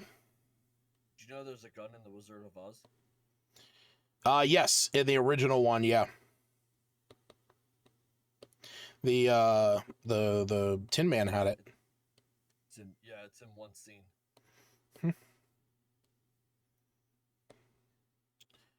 All right, so we got Neo Kiri, we have Beef Chuck, we have Marcus, Who's Marcus? we have Albot,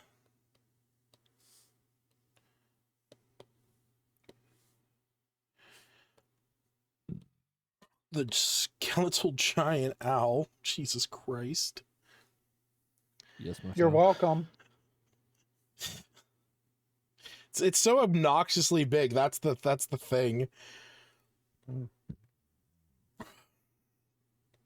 That's what she said. It could very well be that something that she said. Well, I guess we have someone we can ask now, huh?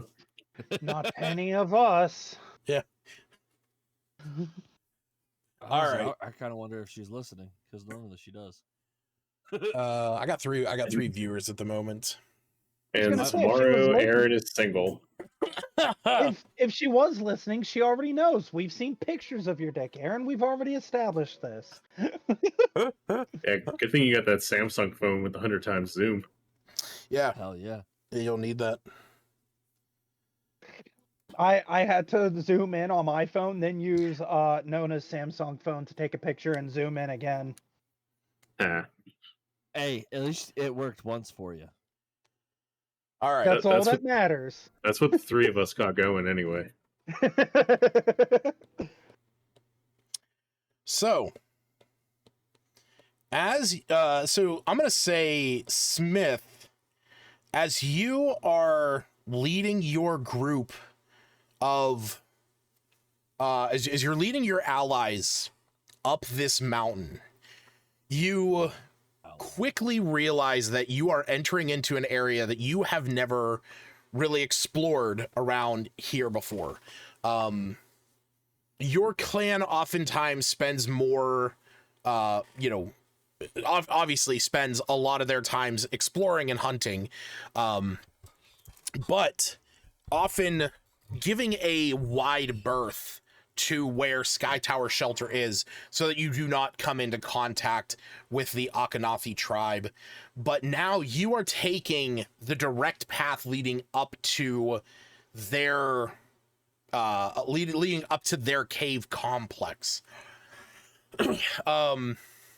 As you make the climb up the 15,000 foot high mountain, the pathway that you're on begins to get a little bit more narrow. Only about 10-15 feet wide. This stone causeway hugs the side of the mountain and ascends up to Sky Tower Shelter. As you're making your way up there, you notice shadows that pass by on the ground as you denote the silhouettes and shadows of griffins flying overhead, kind of piercing through the clouds that shroud the mountaintop. Eventually, you hear their calls, these shrill screams into the air from these eagle-headed creatures. For those that don't remember or don't know, this is what a griffin looks like, just as a reminder. I thought that was a hippogriff. No, hippogriffs are I know they're in here, so a hippogriff sidetracked. looks like that. So very similar, but where a griffin is more of it's a lion's body with an eagle, with like an eagle attached to the front of it. A hippogriff is a horse's body with an eagle attached to the front of it. So as you are climbing this mountain, you see these shadows, you hear them calling out and creating these loud shrieks. They begin to descend as you are making your way up, following this path, until they are only about a few 100 feet above you. At the end of this walkway, hold on a second. Did I fuck something up here? Probably. No, not yet. Okay. Shut the fuck up. So, yeah. So these 6 griffins now circle above you, shrieking at your approach. At the end of this long causeway is a 10-foot tall barricade made of wood and stone, set with a crude gate made of thick lumber and festooned with metal bars. Gaps in the gate allow you to see an unusually tall figure in hide armor standing 10 feet behind it, clutching a great axe in his hand. Beyond this figure is a higher ledge with 5 equally towering figures standing atop of it, each one wielding their own double-bladed battle axe.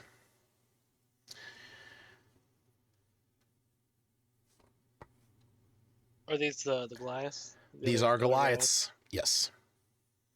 You can recognize the symbols and tattoos on them as the members of Sky Tower Shelter.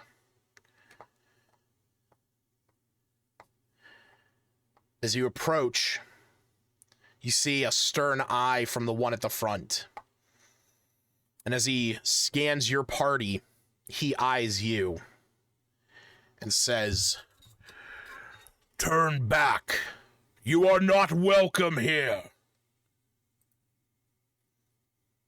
And then?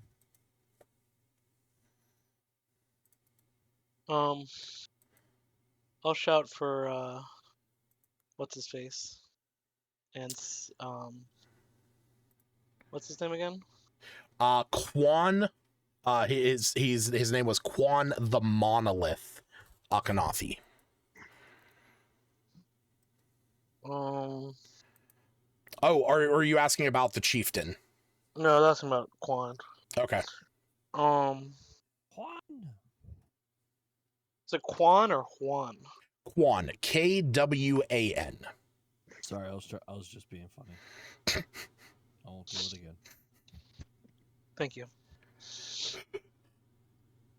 I'll shout. Is Quan the monolith here? I seek. I come from the. What's my tribe name again? Aganaki. I know you are Thunlockalaga, also known as Worm Doom Crag, the Worm Doom Goliaths. Okay. I say I'll come from that tribe, and I seek to put an end to the war between us. There's a pause. You hear the voice of the one standing behind the gate.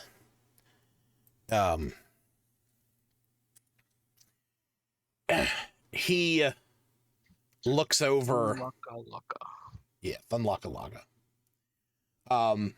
He looks over and sees you. Then as you say this, he pauses and says, "What business do they bring? What business do you bring? You seek to end the rivalry and feud between our tribes. What offering do you bring me?"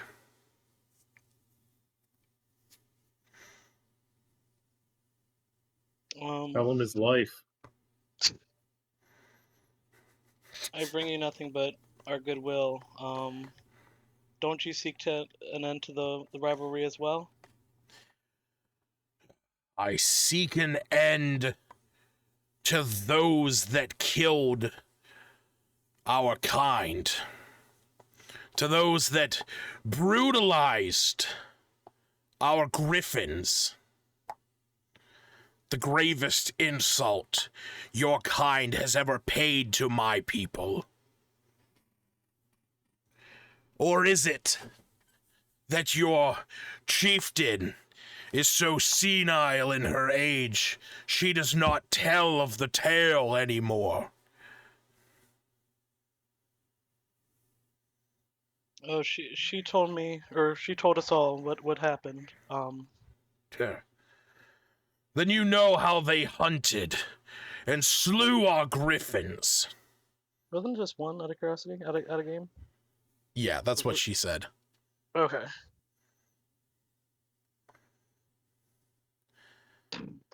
When they struck our griffins in the head with that ball, think that it wouldn't see it as some kind of attack.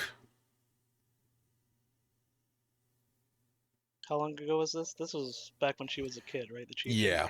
Yep. This was what, 30, 40 years ago? 20 years ago? 30 years ago? 50. 275. So I'm going to put the date, because I actually don't know if they actually give that specific piece of information. I'm going to say that this was at least 4 decades ago, because it only says many summers ago. You know what? I'm going to put it further. I'm going to put it about 80 years. So considering Ogilai is an elder, fairly up there elder. Yeah, it'll be about 70, 80 years. That's kind of what I figured. Hasn't it been long enough? It's is there no way you will see reason? Is there any way I can talk to Quan, the monolith? Quan, chieftain? You are speaking to the chieftain. I am the leader of the Akhenathi tribe. I am Arn Rockfist. We were told of your arrival by the griffins that fly overhead, that track your every movement. You see, he thinks for a moment, and I then can speak to animals too. he thinks for a moment, and then points towards where you came from, points to your home mountain, and says, "If you want me to talk, if you want to make any effort in this, bring me the white cloak of Ogalai, your chieftain." What is so special about the cloak? That is between Ogalai and myself. And I will say, Smith, you do know that Ogalai is always seen wearing a white cloak. Is this made out of like the griffin or something? Not that you know of. You don't know the specific details of it, but it has always been what she wore. So it's very much something like indicative of her, like representative of her.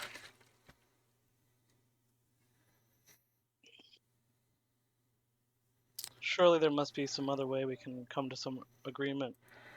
This war, this rivalry is hard on both of our tribes.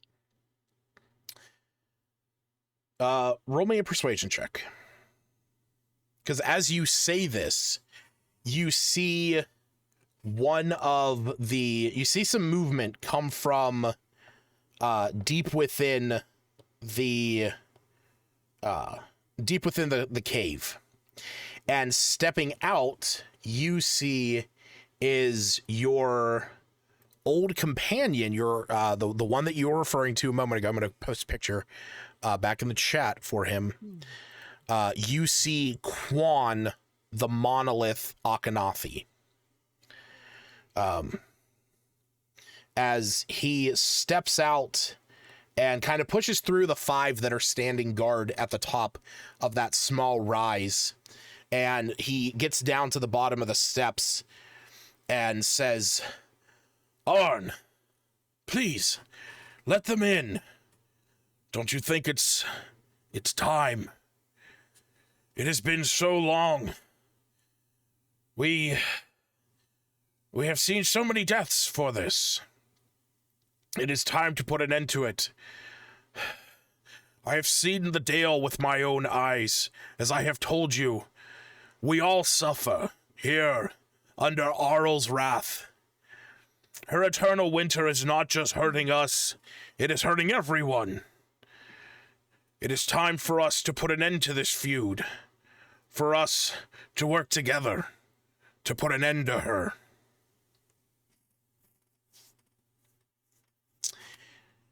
And with your 18 persuasion,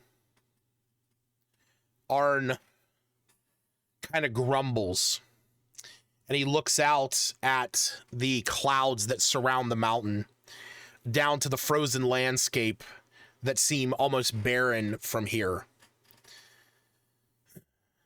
And he kind of looks back at Quan, says, "Fine. Move the gate, let them in." And then he looks back at all of you and says, "Try something stupid. You will be thrown off this mountain. Do you understand me?" I'll look at you. Or Woo. We all look at Woo. Wrong campaign.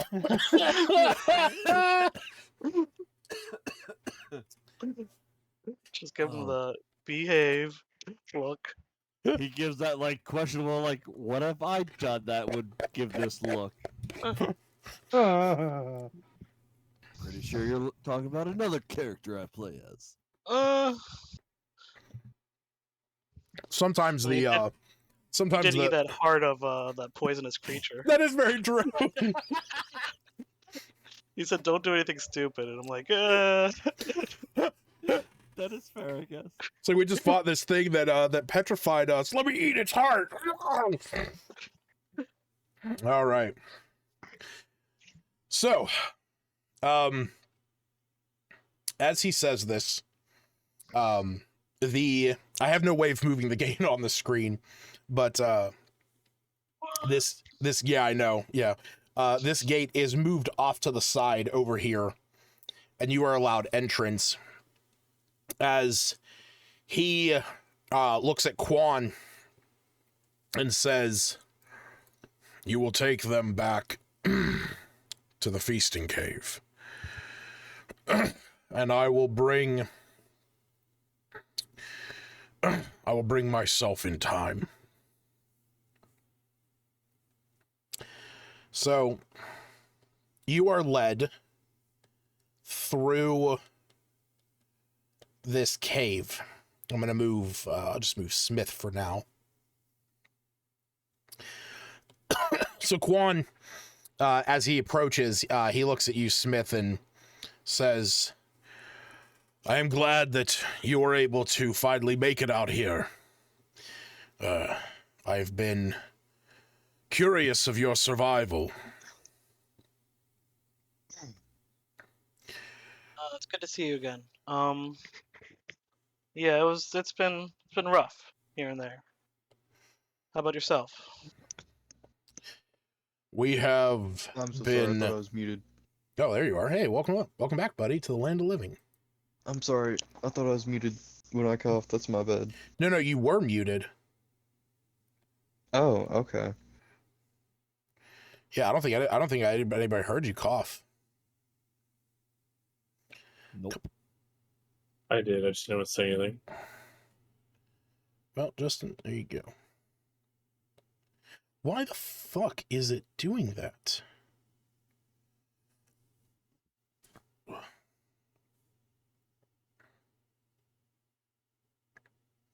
Hold the fuck on. What the fuck? Come on. God damn it.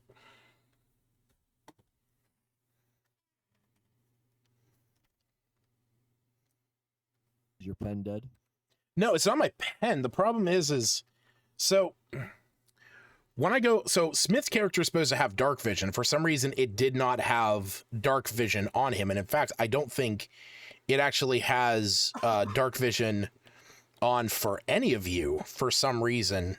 No, it does. It has it on everyone else, but for Smith. But Smith has dark vision. No, That's he why he does. has the lantern.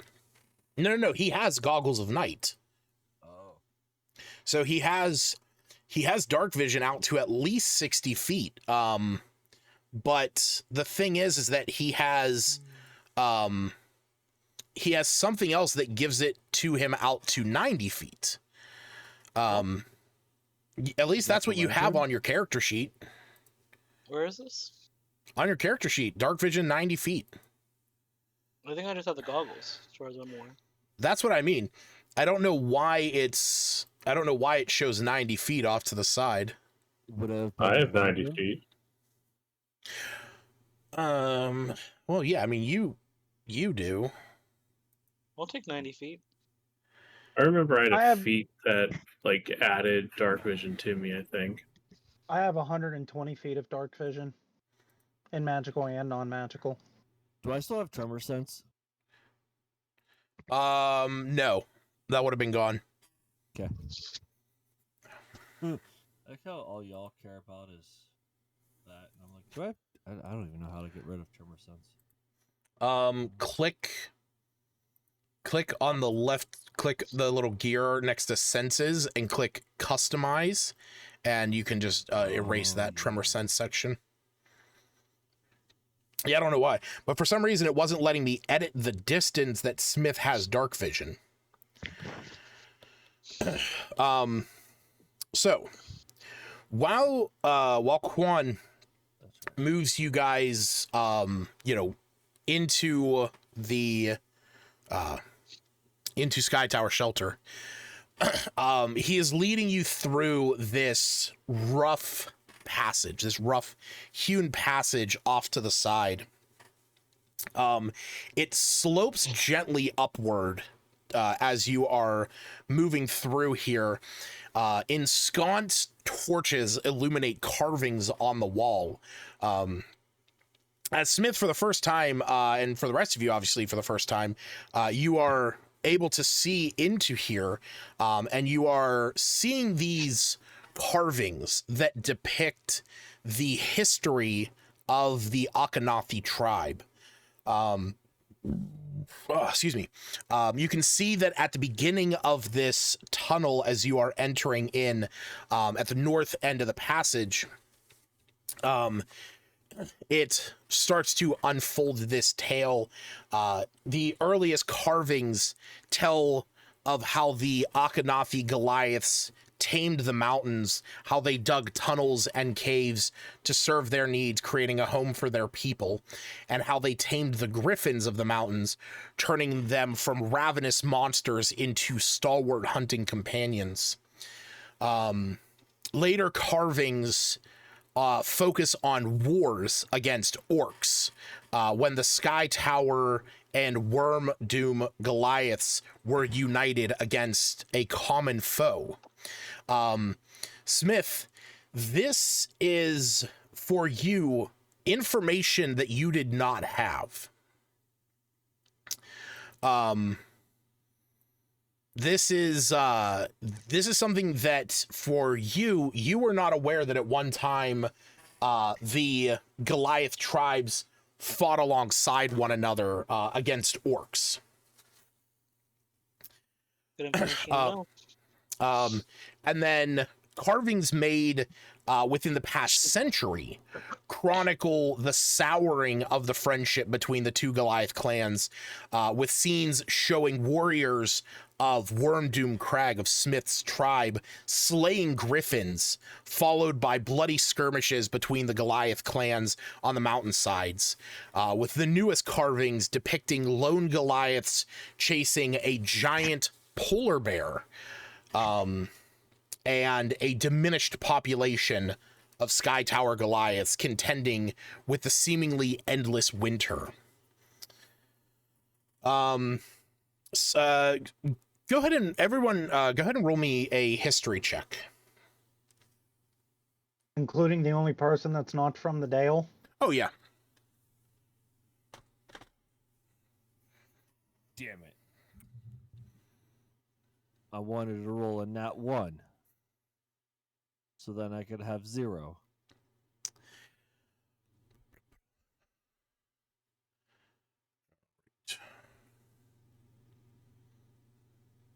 Tarrant, you want to roll a history check? Yes, my computer's just being slow. It's all good. And it finally loaded. All right, so I'm gonna say pretty much everybody but Woo. You're able to see that these earliest the oldest carvings in here, they even from just how much they are weathered, these kind of tell that these are centuries old carvings, like, you know, anywhere from like 400 to 500 years ago, but when these Goliaths first tamed the mountains. So they have been around for quite some time. As you are making your way through here, Quan kind of looks back at you all, seeing you looking at the carvings, and says, "Yes, the Cave of History tells of our story as a clan." And he looks at you, Smith, and says, "Does your clan likewise have a storied path extensive as this?" Not to this extent. I had no idea our tribes even fought alongside each other back in the day. Yes. That story, these carvings, this is what tells me we are not meant to fight each other. We are meant to fight a common goal, or a common enemy. We are meant to fight alongside one another. This is what set me on my journey to find this common enemy.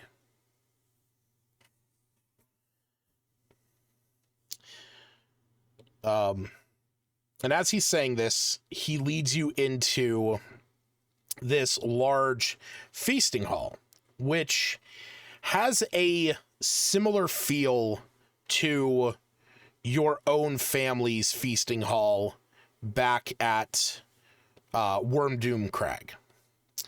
As you look around, there are a few other Goliaths in here.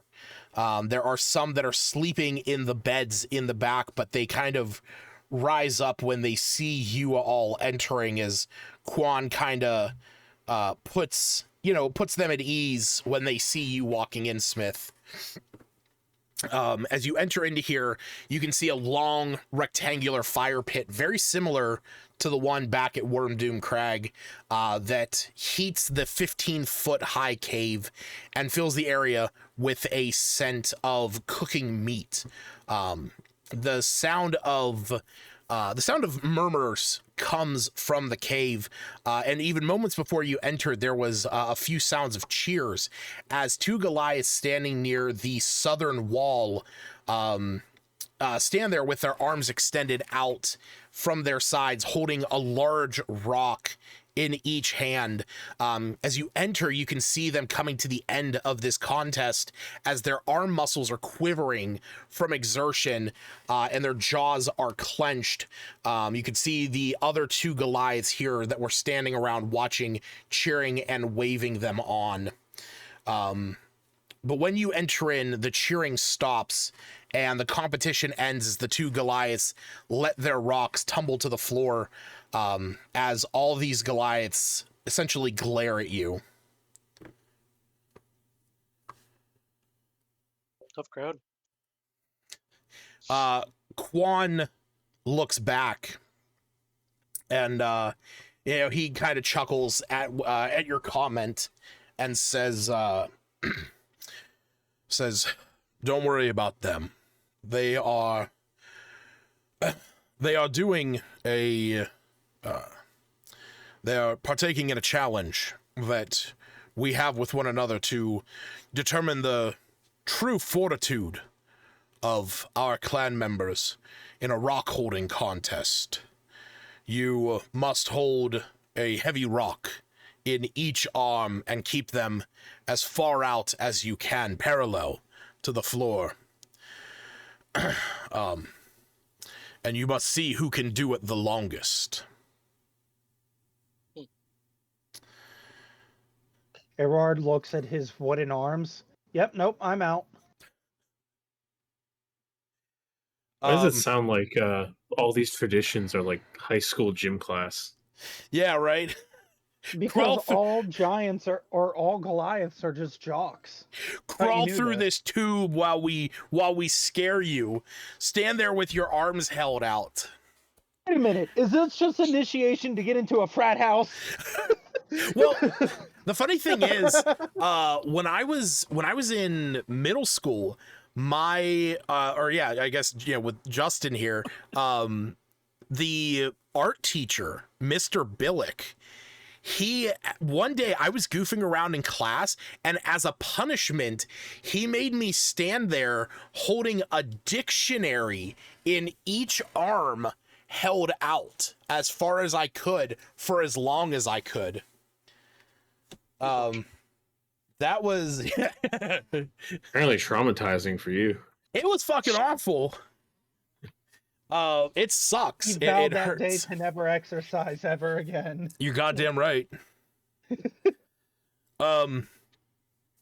So, as you enter into here, Smith, you see one of the larger Goliaths approaches you, and says in giant, he says to Quan, he says, "You bring a Thunlocka to our cave, to our home. What is this disrespect?" And you see Quan looks at him and says, "It is true that I bring one from the Worm Dooms, but tonight we seek to break bread and see eye to eye and end this feud. Anyway, I think this one could beat you in a rock-holding contest." Just that. And he looks at you. And I'll nod. And he looks at you and says, "Is that so? You think you can beat me?" Will shall I okay. even think I can beat you? I'll eye him up. Is he about the same size as me? Yeah. He seems fairly strong. He has some pretty big muscles. And as you eye him up, he says, "Well then, Rockling, how about it?" I'll give it a go. As you say this, the Goliaths cheer around as they are looking forward to the challenge. Wish I said my inspiration. So you see with this, they kind of move some things out of the way, and Quan goes over and grabs some rocks and prepares them and begins to set up the play area. The rest of you're watching them as they gather up these large rocks, and they're kind of like squaring them up, trying to find 4 of them that are about roughly the same size. And as they do, Quan comes over and says, "All right, Smith, stretch your arms straight out. Keep them as even with the floor as possible." And I'll do as he's instructs. as you do, he places these 2 heavy rocks in your hands. Says, "Just keep them up as long as you can." So you see the other one across from you, who we will say that this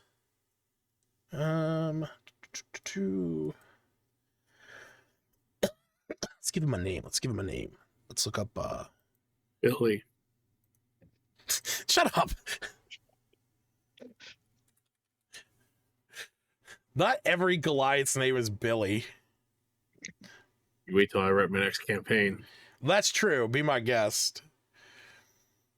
So this is going to be... Okay, Nona yelled at me because I gave my dwarf a Scottish accent, and she goes, "That's kind of racist." I'm like, "No, all dwarves have Scottish accents." Amen to that.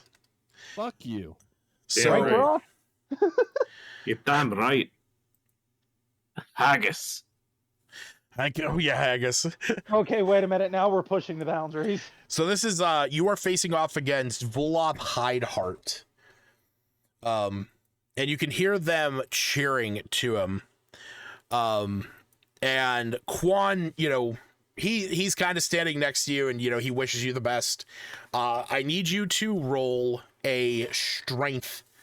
You're gonna make an athletics check.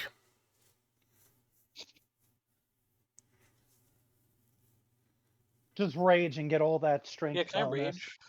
rage? Sure. Well, we can say that as you start this, you let out you let out this like guttural yell, and Sure. and enter a rage. So is that a +2, or do I get advantage on that? That would be advantage. Okay.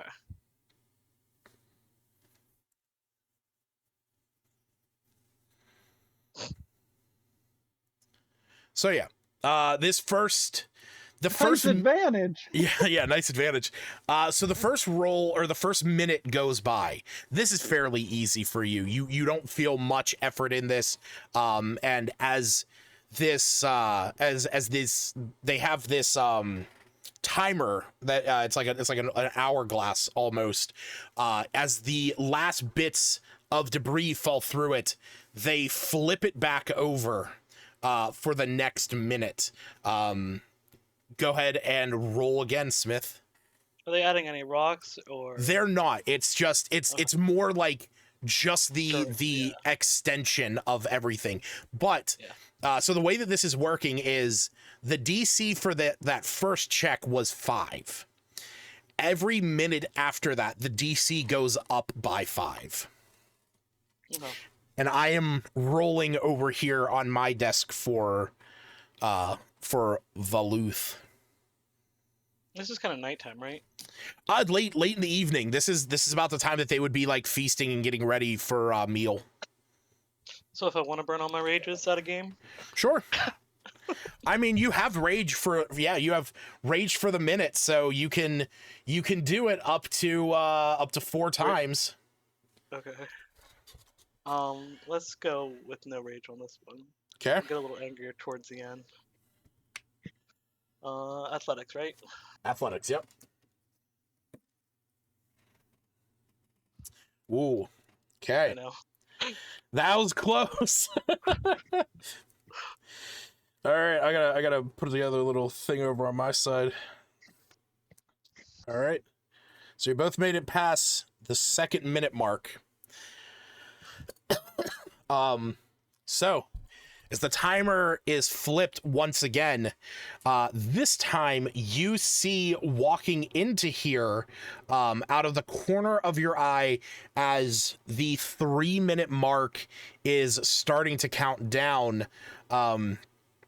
You see the leader of the Sky Tower Goliaths walking in, Arn, and walking in with him is 2 others. There's another male Goliath and an older female Goliath as they make their way up this path.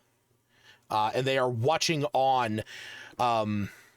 Everyone roll me a perception check for something real quick.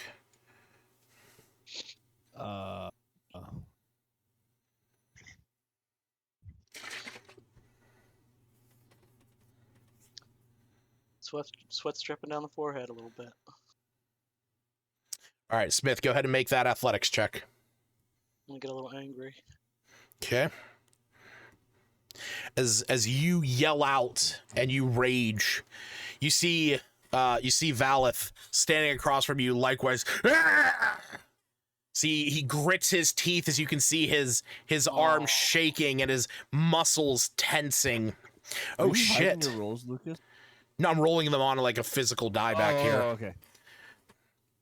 Okay. Smith, as your perception kicks in, you see these 3 walking in. It kind of distracts you for a moment, but it also distracts your opponent. As the moment these 3 walk in, you see that he is also starting to fumble the stones in his hand, and you both drop them at the same time. What everyone else notice, except for Ravenchuck, you might have been more focused on the feat of strength you are witnessing. The rest of you, especially Graf Gerard, you notice that the elder that is walking in, the elder Goliath, she's being kind of guided in, and you can see that her eyes are white and cloudy, and that she seems to be like needing the assistance of this other Goliath to be brought in. As the rocks fall to the ground, you hear the chieftain Arn speak up, and he says, "No, again. Do it until there is a winner. We will see with our challenge which clan is the better. Valeth, do not fail your chieftain."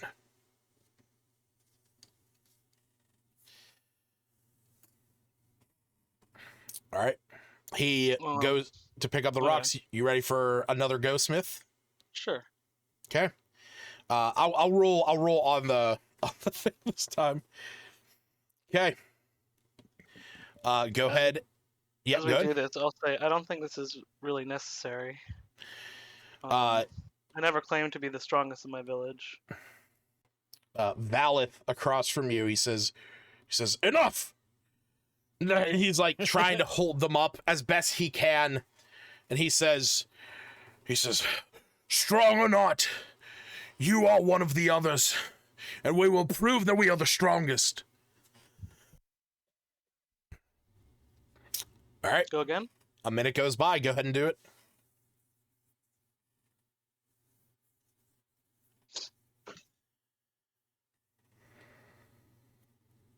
Okay. This one goes through. You're able to push on another successful round. You're now on to minute 3. As you can see, the other Goliath is starting to strain and struggle a bit. Do you want to rage at this point? Let's do it. Okay. Go ahead and roll. DC 15.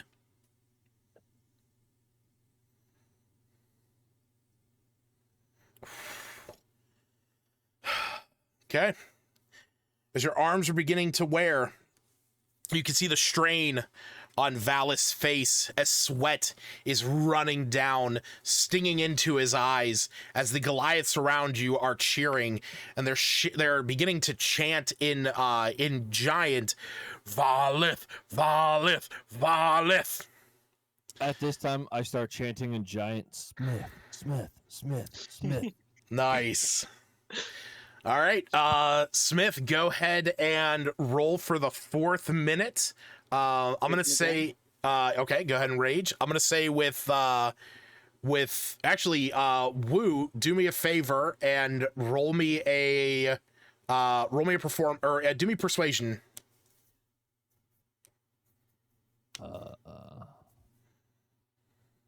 Whew. Hope that counts. That I does. hope that. Good old dirty 20. Yeah. I'm gonna say it's there's Smith, you can hear Woo cheering you on, chanting your name, as you see the other one, he's trying to hold these rocks. Let's see if he can do it. So as the 4th minute goes on, all the other Goliaths are shouting, Valith, Valith, Valith. And then all of a sudden, you hear breaking through intermittently in their chants is Woo shouting, Smith, Smith, Smith. And all of a sudden, that breaks Valith's concentration as he drops the stones in his arms. And as they fall to the ground, you hear the Goliaths around him, Boo! You are weak! What was that? And Quan approaches you, Smith, from off to the side, and he says, that was impressive. Oh, can I put these down? Yes, please. Erard was about to start cheating and having Marcus tickle one of them with its tail. Oh, God. Because of the +4 stealth that Marcus has. All right. I drop the rocks, like just nice and loud, and Yeah. just collapse, kind of go. As you... I'll yeah, kind of go to encourage Valith and say, you did good. You did good. Or, yeah, you did good, kid. You're a good kid. Here's a peppermint. Here's a peppermint. You did good. You got for AIDS, another kid. Here's a try. peppermint. He looks up at you, and he kind of has like a scowl, and he just kind of murmurs under his breath something unintelligible as he's trying to maintain a semblance of his pride that just fell like 2 heavy rocks. Bet. You can see Arn walking over from the side as he looks down at Valith and says in Goliath, go and stand watch outside. Well, go and stand outside at least. You have embarrassed me. You've embarrassed me for the last time, And you see Valith, with his head hung low, walks outside, leaving the cave.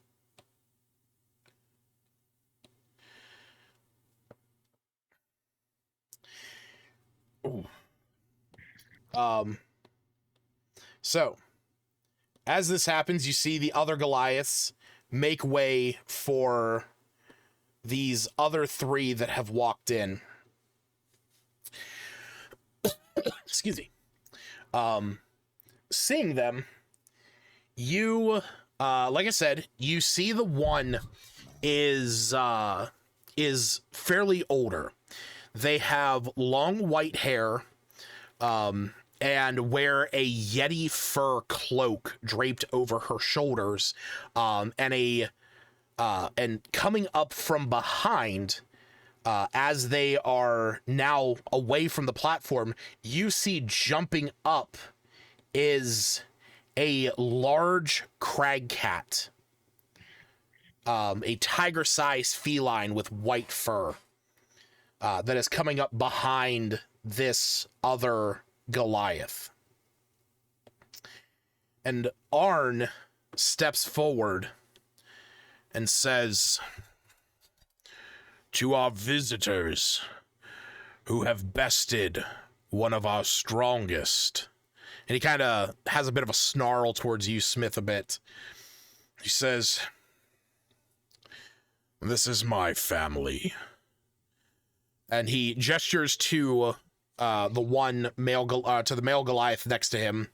He says, "Harad Cloud Strider. And this is our mother, Kanaka Stormcrow." As you I don't see, know why I thought you were going to go, "This is my mother," and point to the crag cat, and I was going to be very confused. Yeah. No, he points, Arn points to his husband, and to this elderly one, which is actually, for the information, and he will say, Harard's mother, Kanaka Stormcrow. I already posted a picture of pretty much the whole Akhenafi tribe and all the named ones. As you can see on there, we have Arn Rockfist, Harard Cloudstrider, Quan the Monolith. Wow, Smith's tribe gets everything better, including the better hot moms. Yeah, I guess, yeah. So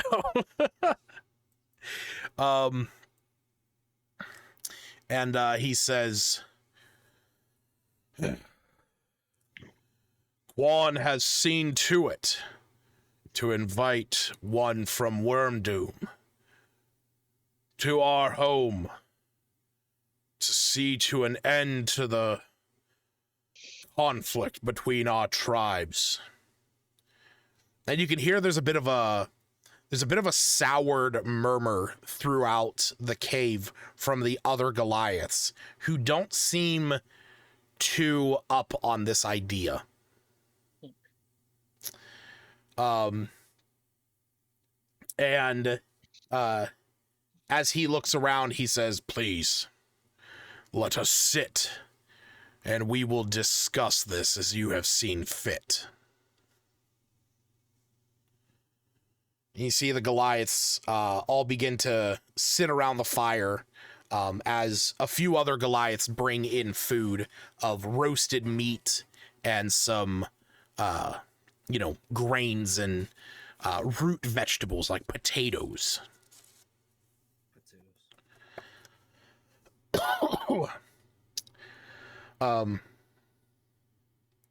After a moment of eating, Quan looks at you, Smith, and says, "How is your tribe?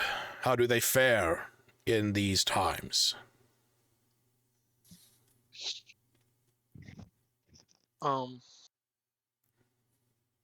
What? I'm assuming we could be better. I'm assuming we're struggling. I imagine. Is that the case? I mean, from when you were last home, yeah. Struggling to hunt. Yeah, we're all like fighting over land, right? Yeah, fighting over land, fighting over resources, because with the encroaching with the persistent winter, it is driving the herd animals further and further south and out beyond the mountains to the point where you can't hunt them anymore, and the ones that are still there are starting to wane. This is because of like oral. Is it Because of Arl, yeah, because of the everlasting rime. Basically, you know, the when the winter normally hits, the hardy animals, the hardy herd animals are still able to thrive and survive. But come spring, that's whenever they breed and give birth and raise their young, and it continues that cycle. They survive through winter, much like those that live in the Dale, and then come spring, when when the ice would melt and there would be suitable hunting lands, that's whenever they would breed and have their offspring. But with the eternal winter, this is not happening, and it's causing these animals that make these migrations through these lands staying further and further south, and like basically staying out of the Dale. And there's only a few left up in the Dale to even attempt to try to hunt. So you are the different, not only the different Goliath tribes, but also like the barbarian tribes, the ragged tribesmen that live out in the plains, like out in the tundra. You are having to compete with them for these limited resources. I'll just say, my chieftain wouldn't like me sharing. Who left? Tarrant. Oh, Tarrant. I'll just say my chieftain wouldn't like me sharing this information, but we are struggling, with the winters and us fighting over land and whatnot. It's been tough. See, he nods and he speaks up and he says, "You see, Chieftain On, the Worm Dooms suffer as we. They face the same troubles that we do. This everlasting winter is to no benefit to either of us. Killing one another does not solve our problems, but working together would." There's a grumble of disagreement from a lot of the other Goliaths.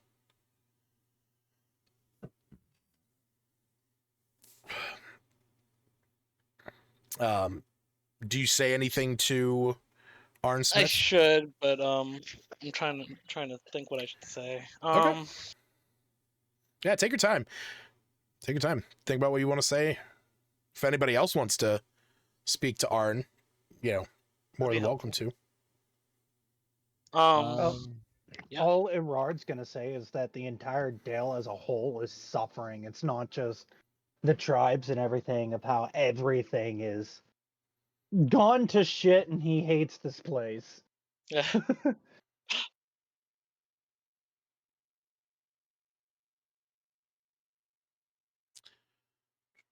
He'll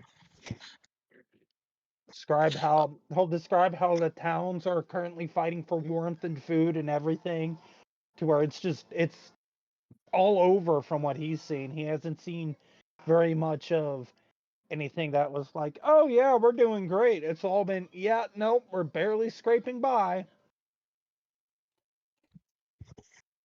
While you are explaining this, I'm going to say, everyone, now that you have had a chance to sit down and you're having these conversations, you can see that Arn's husband, Gerard, is sitting off to the side feeding his mother, and you can see that he is helping her as she moves around to find her mug of ale, and you can see that she's almost like blindly waving around trying to find it.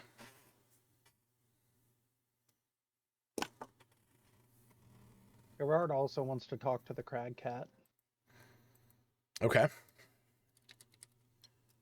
Just to see what all the crag cat has witnessed, because he's assuming it hasn't been raised as a cub or crag cat's kittens, since the tribeman has maybe ventured out through the wilderness as well.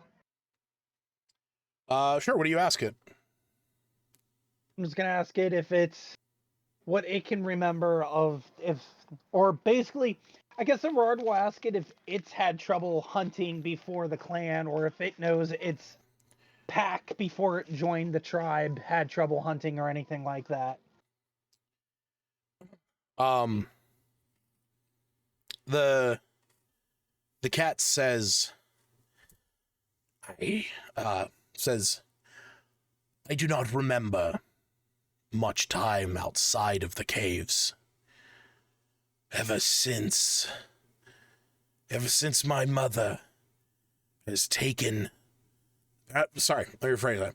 Ever since my mother had her sight taken from her, we have dwelled here in the caves. As you see, when he says mother, he looks towards the one that is being helped, the one who has the cloudy white eyes. Interesting. Okay.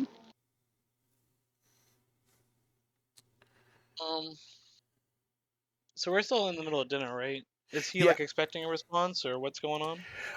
He's just kind of spoken, and he's he's waiting for you to kind of broach the subject and like offer to him something. As you can see, he is not being forthright in this. Oh, okay.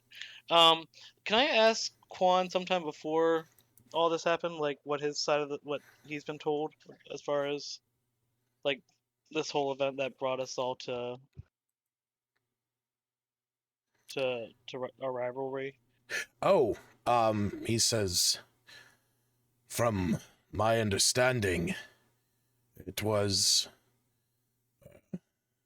many years ago. The children of Sky Tower challenged the children of Wormdoom to a game of goat ball. One of the children of Wormdoom, angered at being knocked off of her stone perch, threw the ball at one of our griffins and struck it in the head.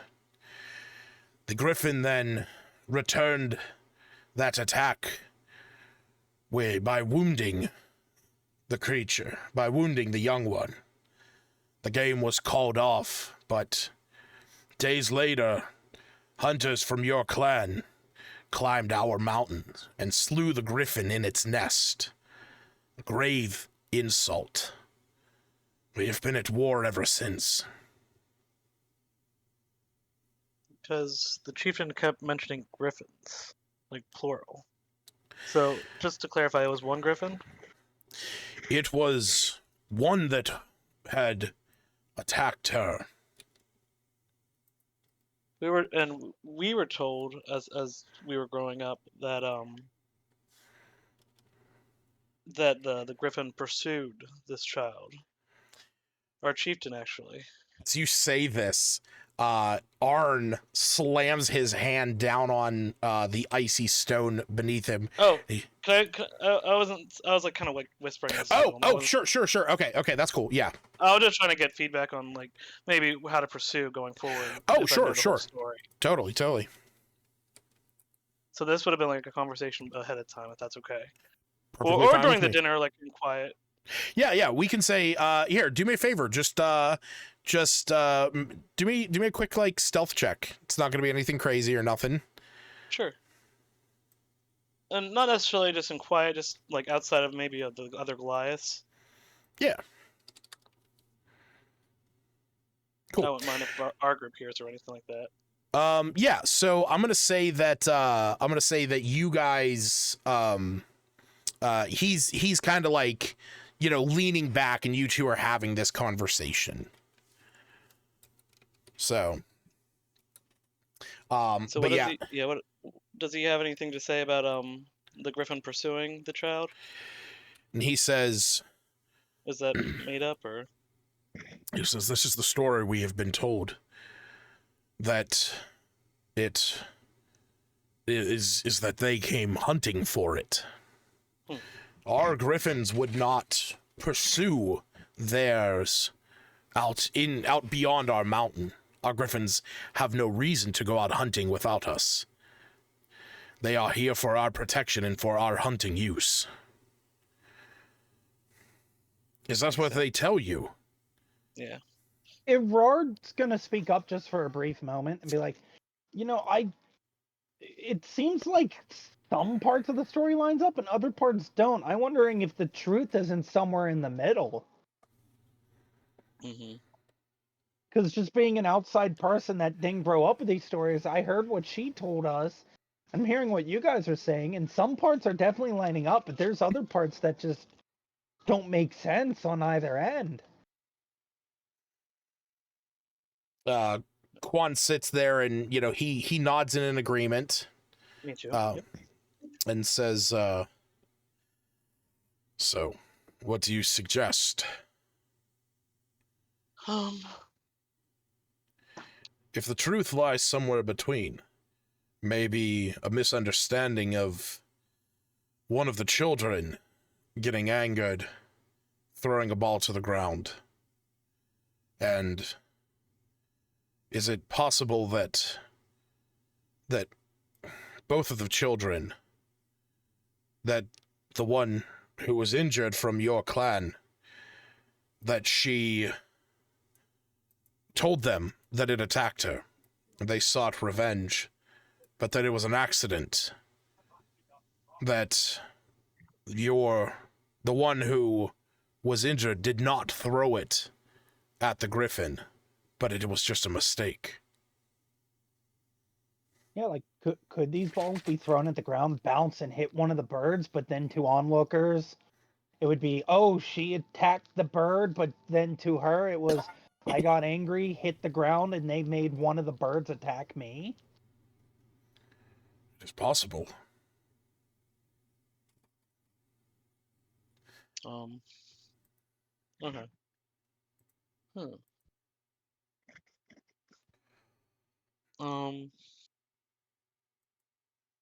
So what's going on right now again? Just having dinner. Okay. And the lady's getting fed. The old lady's, it's an old lady? Yeah. There's an old lady Okay. who has has white cloudy eyes, who's kind of being helped along. So Arn's the chieftain? Arn's the chieftain. Yep. And he's got his husband? His husband and Just being the lady. yep.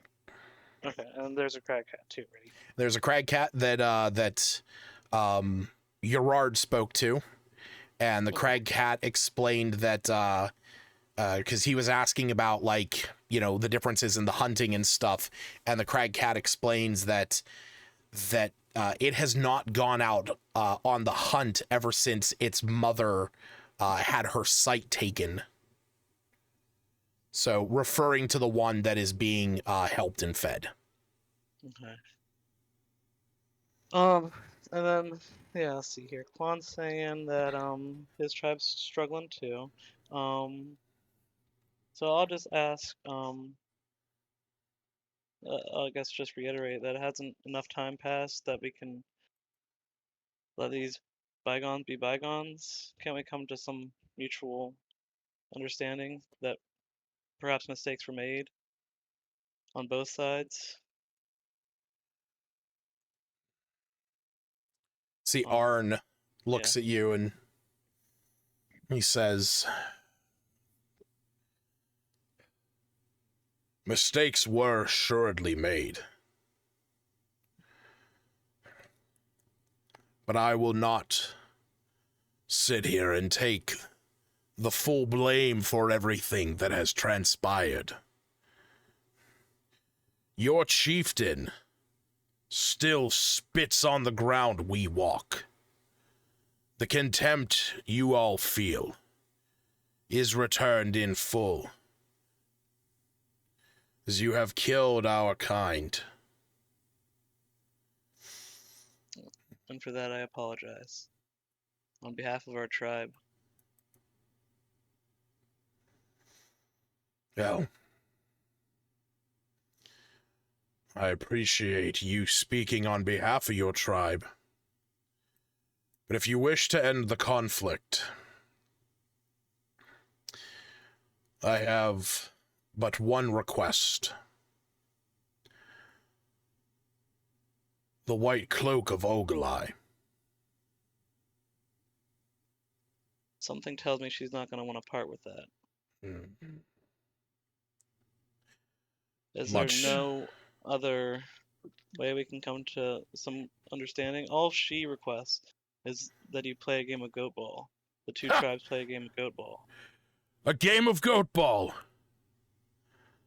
Of course she would seek to end this over a child's game. What started this very feud in itself.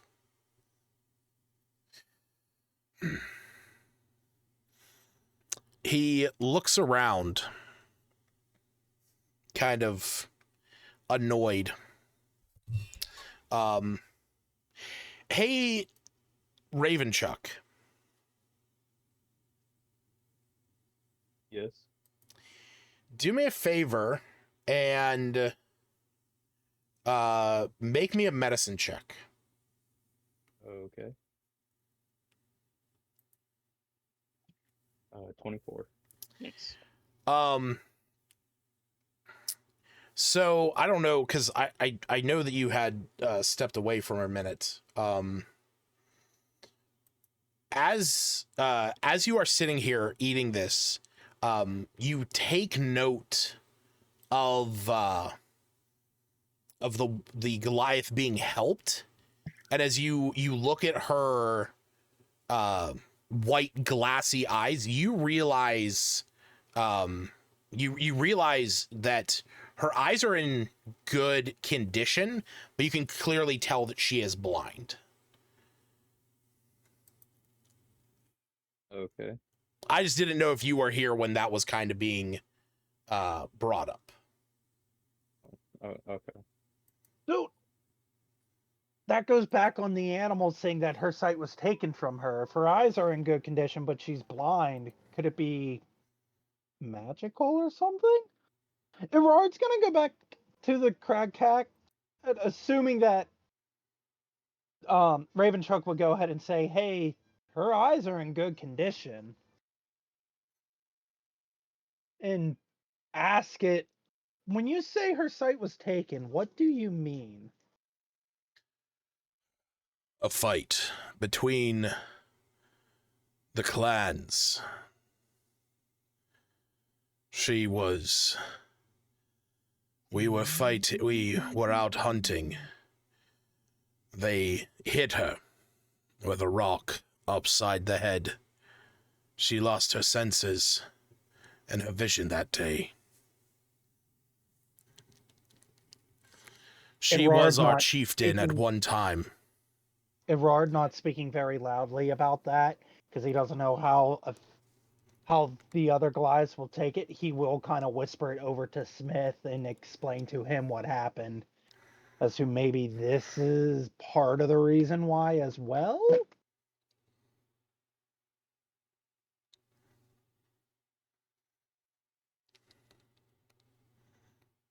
So the tribes fighting caused her to be blind, essentially.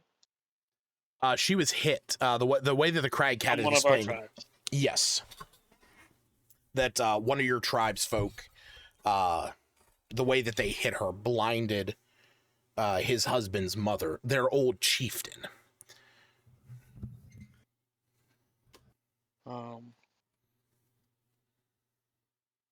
So maybe it's also a personal grudge along with the other stuff that's going on. Perhaps. I don't know how that's going to benefit us, though, or how I should use that. I'm just letting you know that's. I don't know how it would benefit either. I'm just letting you know that this could very well be more personal. See, Arn kind of looks over at the two of you, says, I'll ask Ravenchuck. Can I ask Ravenchuck if there's Sure. anything he can do to maybe heal her eyesight? I'm assuming not, but shot in the dark? No. I mean, there's not really anything you can do for blindness. Actually, with that 24 in medicine, and just an out of game DM to, me letting you know, you have the doctor talent. Which the doctor talent is that as an action, not only does it when you use it to heal somebody, they get extra hit points. Additionally, as an action, you can spend 5 uses of a healer's kit to tend to a creature and end 1 disease or condition affecting it. The condition can be blinded, deafened, paralyzed, or poisoned. Well, shit. It works for long-term effects like that? That's kind of crazy. Yeah, I mean, it's just a condition. Unless it's like magically, on there. But that can only be done once per day, once per long rest. But you do have that ability with your doctor talent. Well, here's the once per day. Well, God I damn. totally knew never that. mind. I could help her. It'd be pretty expensive. I'd lose a lot of my medicine. But I think I can do it. If there's any way, it would go a long way in bringing our tribes together, I'm sure. Don't worry, Wu will pay for your services. Absolutely. He's always willing to help. So how do you broach this to them? As Arn kind of like, yeah, Can you tell me he's able to do it? No, yeah, I just told you I can. Yeah. Ravenchuck is saying that he can. Okay. It'll just take a lot of my medicine that I have. Oh wait, say that again. It'll just take a lot of the medicine that I have now. Oh, right. I mean, Yeah. if Rard's willing to help you gather materials to make more medicine, he's pretty good with nature and survival. You also don't know what the Goliaths have in stock. That too.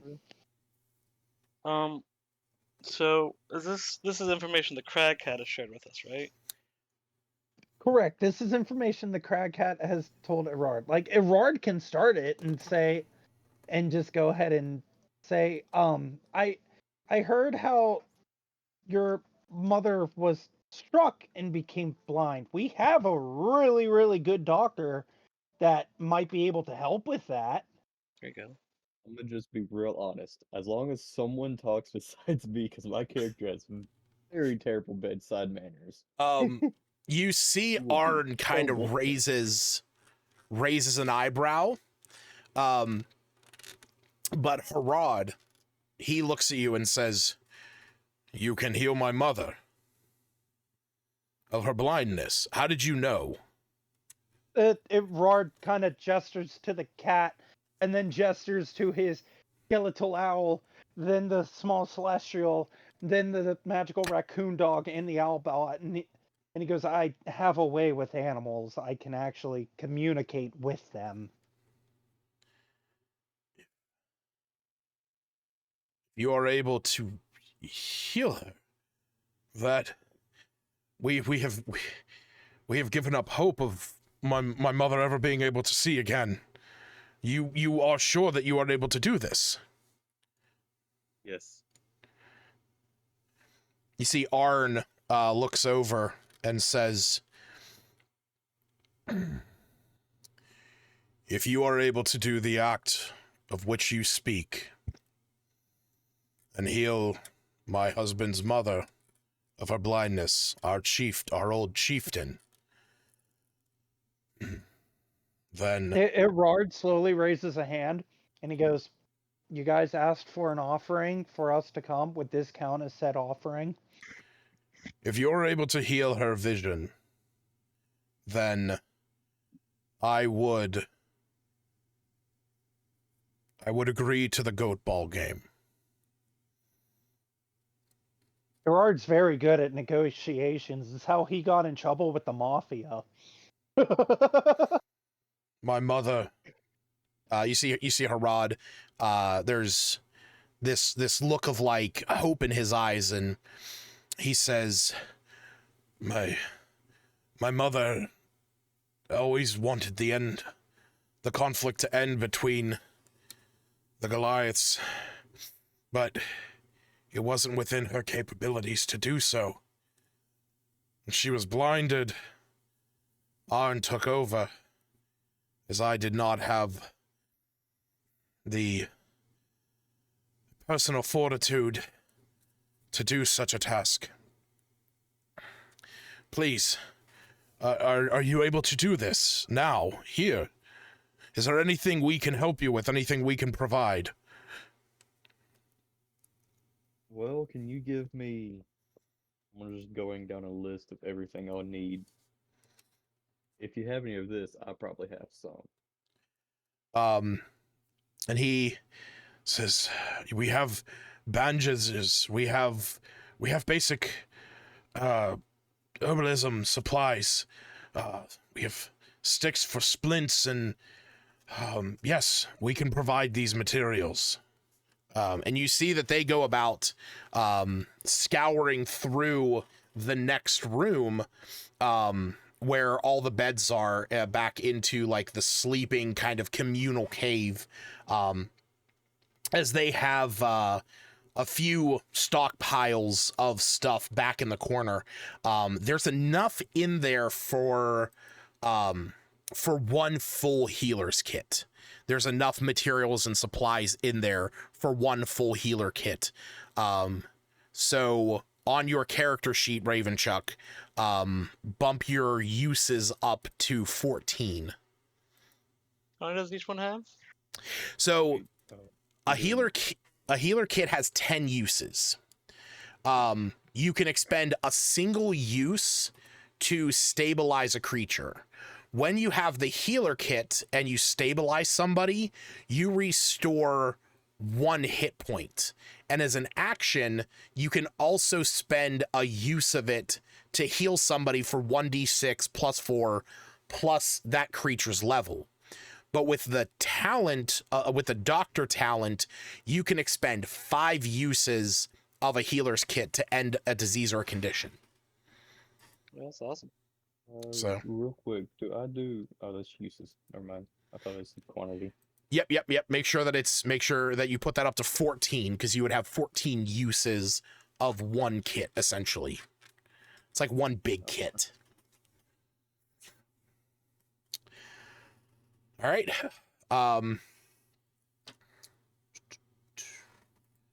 So.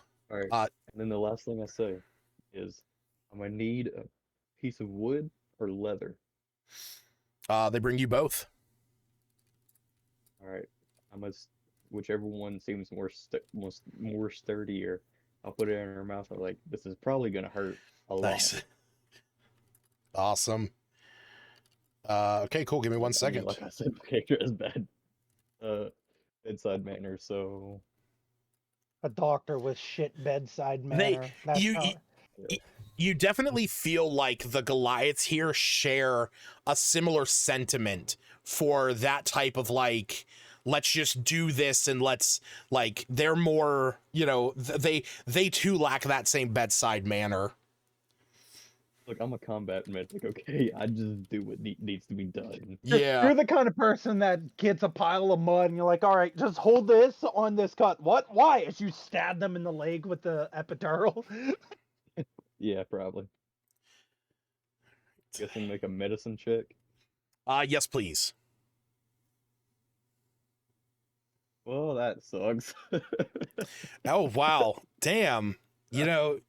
Like, wait, hold on. you Don't have I inspiration.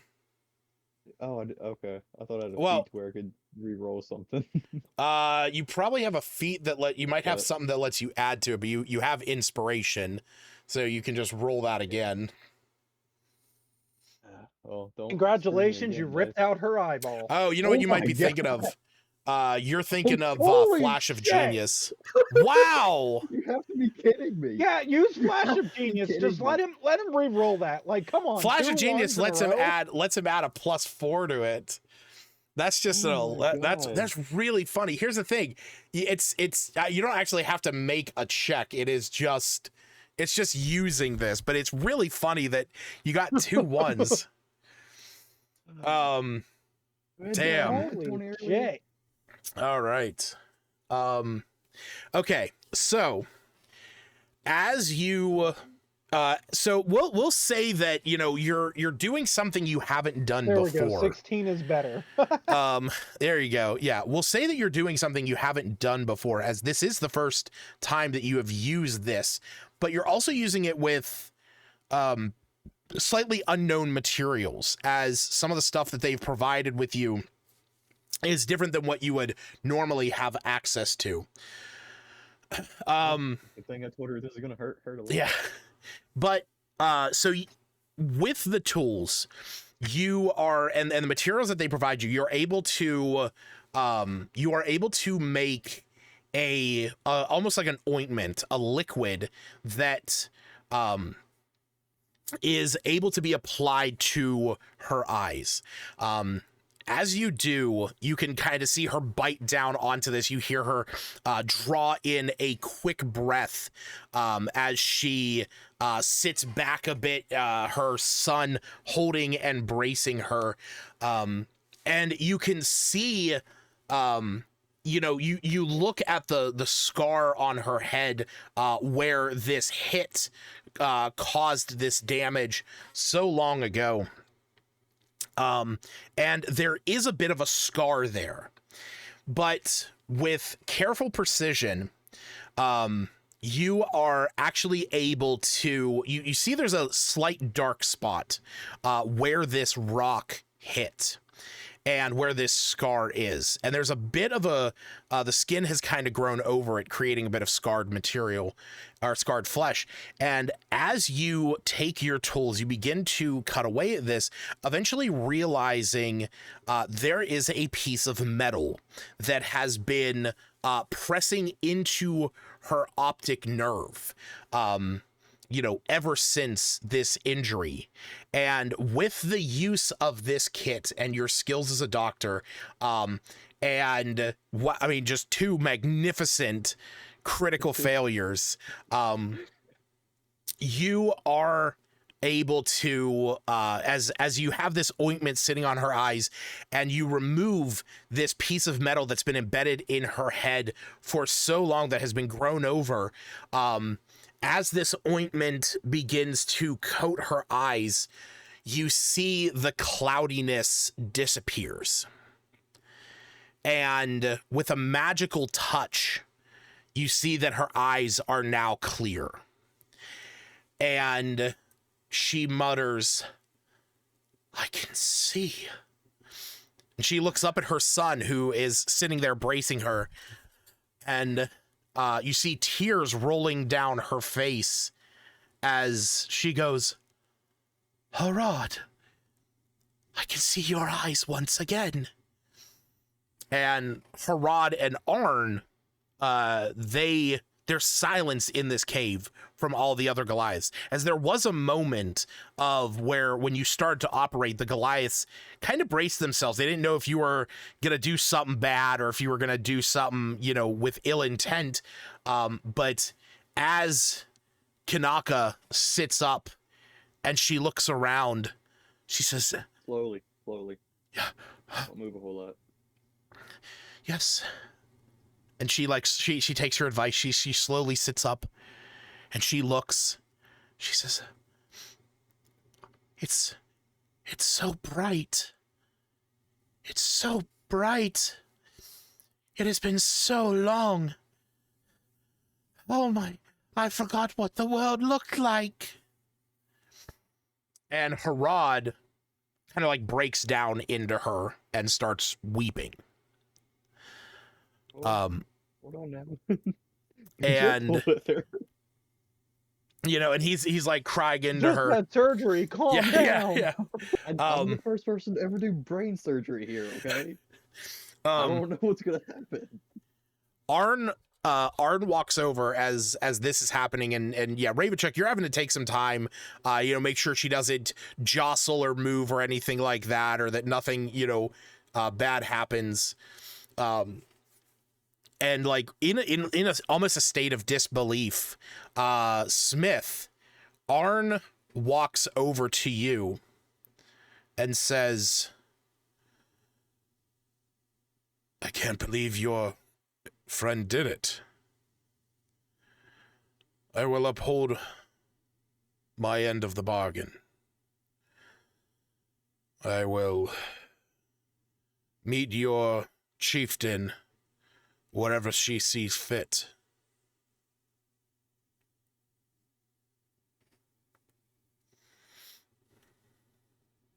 Alright, now that Aaron's back, I can say this. Aaron, you owe me a lot of money now because I just invented brain surgery, man. I gotta Yeah, write while a you were paper on gone, it. Smith and Arard said that you would help pay for anything to help Ravenchuck do brain surgery. Am I the first person to ever do that, by the way? I That mean, just means I get to charge out of the ass for it. arguably, that. you are probably the first person in the Dale to like, without necessarily the like overarching use of magic, probably to cure blindness. Yeah, I would say that probably is the case, or some kind of like, you know, like in a more like medical way to do You it. hate magic? So do we. Yep. This kid can cure your blindness. Yep. Perfect for dwarves. Oh, first edition dwarves. Like, no, blindness? No, I'm not curing that. Can't do that. Fuck that. Blindness, deafness? Here, tie a bell around your neck. Here's some glasses. Should be fine. It's like a freaking snake oil salesman now. Rub this ointment on your eyes and you won't be blind anymore. But yeah, Arn looks at you, Smith, and says, I will meet your chieftain on the goat ball courts if that's what she desires. You have helped my clan immensely with this. Well, I'll like leave my hand out to shake his hand, and hopefully, yeah, I'm sure we can, between all of us working together, put an end to this war, and so let's all fighting together. Maybe we can all come together and put an end to this never-ending winter. Agreed. As we stand together, shoulder to shoulder, Goliaths, once again. Well, he looks around and he says, the evening draws on. Night is upon us. And Kanaka, sight, has returned to her. Tonight we feast in her honor. And in the honor of... And he looks down at Ravenchuck. He says, what is your name? Ravenchuck. Tonight we feast in the honor of chucking ravens. Wait a minute. And you see you see that he reaches into a bag that has a variety of meats that's sitting at the foot of this large, you know, rectangular grate, and he pulls out the body of a black bird and just chucks it across the room. This is gonna end up being like a tradition that they do every year. Fuck yeah. Just starts chucking ravens. Yeah. In honor of him, we must chuck a raven from the highest peak. That's right. You hear, yes, one of the Goliaths says that. Says, tomorrow we fly to the top peaks of the mountain, and we shall chuck a raven in her honor and in his. This is great. Tonight, let us feast. So with that, we will call the session for the night. As you guys have, yeah, I mean, it was 3.5 hours. Our roll initiative. Yeah. So, but I will say this before we head out. Arn will say, he says, tonight we will feast. Tomorrow, I will join these ones on a journey back to Wormdoom Crag as we put an end to this war between us. And he looks back at all of you and he says, We will fly there on the back of the griffins. It will be a faster journey. Erard just gestures to his own way of flight. I want a griffin. Speaking of griffins, Yes. how often do griffins breed? Oh, for fuck's sake! Why you want to join in? Oh wait, no, I'm sorry. That's What? Justin's job. Justin's job there. Oh, right. shit. He says to you, if you wish to learn about the rearing of griffins, you will want to speak to the one that oversees them. Rahi Sky Dreamer is the one who oversees our who oversees all griffins. She is a spiritual guide and chief caretaker of the griffins. Which you and I can discuss that in between this and the next session, because if that's something you want to do. No, I want in-depth detail of exactly how the Griffins get down and dirty live on stream. I can go for They Griffin. fuck. Well, this It's- is way out of my press range, so Do they fuck like birds or fuck like lions? They fuck like lions. They fuck like lions, but they kiss like birds. Yeah. What'd you say? What'd you say, Tarrant? I said that's way out of my press range, so I need to get going. Yeah. Yeah, as the only doctor here, can you explain to the young puppet boy how sex between griffins work? Yeah, so it's like you take a nail and you really love each other. you take a screw and you put it into a nut that it's just a little too small for. So it just goes in and out. All right. What the fuck? Yeah, Glenn's in the chat. What the fuck did you guys get into now? Oh, we got into griffin breeding. Why do you ask? Come on, Here's one, I eh? gotta make money somehow. yeah. We're gonna have a detailed illustration by next session. Yep. Of Griffin's Yeah, I don't fucking. know about that. No, it's okay. I'll pay a furry artist to go ahead and draw it for us. There you go. I'm just saying I won't be here for next session, so Nobody Oh, will you be know. here for next session because I'm gonna be away That's for good next point. session. So I they're remember that. Yeah. The hell you are. well. I'm not gonna be away for next session, but I'm gonna be working that night shift on the 3rd. So yeah, no session on the 3rd. I won't be able to play this in for like 2 weeks because we're going the week of Christmas, right? Ain't that Our- a game day? Our next session after that would be the 17th. let's see. So So I'll the come week- bug you because we should be moved and whatnot by then. So I'll come bug you on the 3rd. before we go off air, Glenn, just so you know what happened, the party chatted with the Thunlaka tribe a bit. They traveled over to the Sky Tower, and through conversation, they found out that there's a little fibbing and storytelling with what happened years ago between the two tribes. But by healing the chieftain's mother's blindness, they have agreed to meet Smith's tribe. So that'll be the following session. But to those of you watching at home, thanks for watching. You guys have a good night. Peace. Bye. Peace to Bukaki. Buka.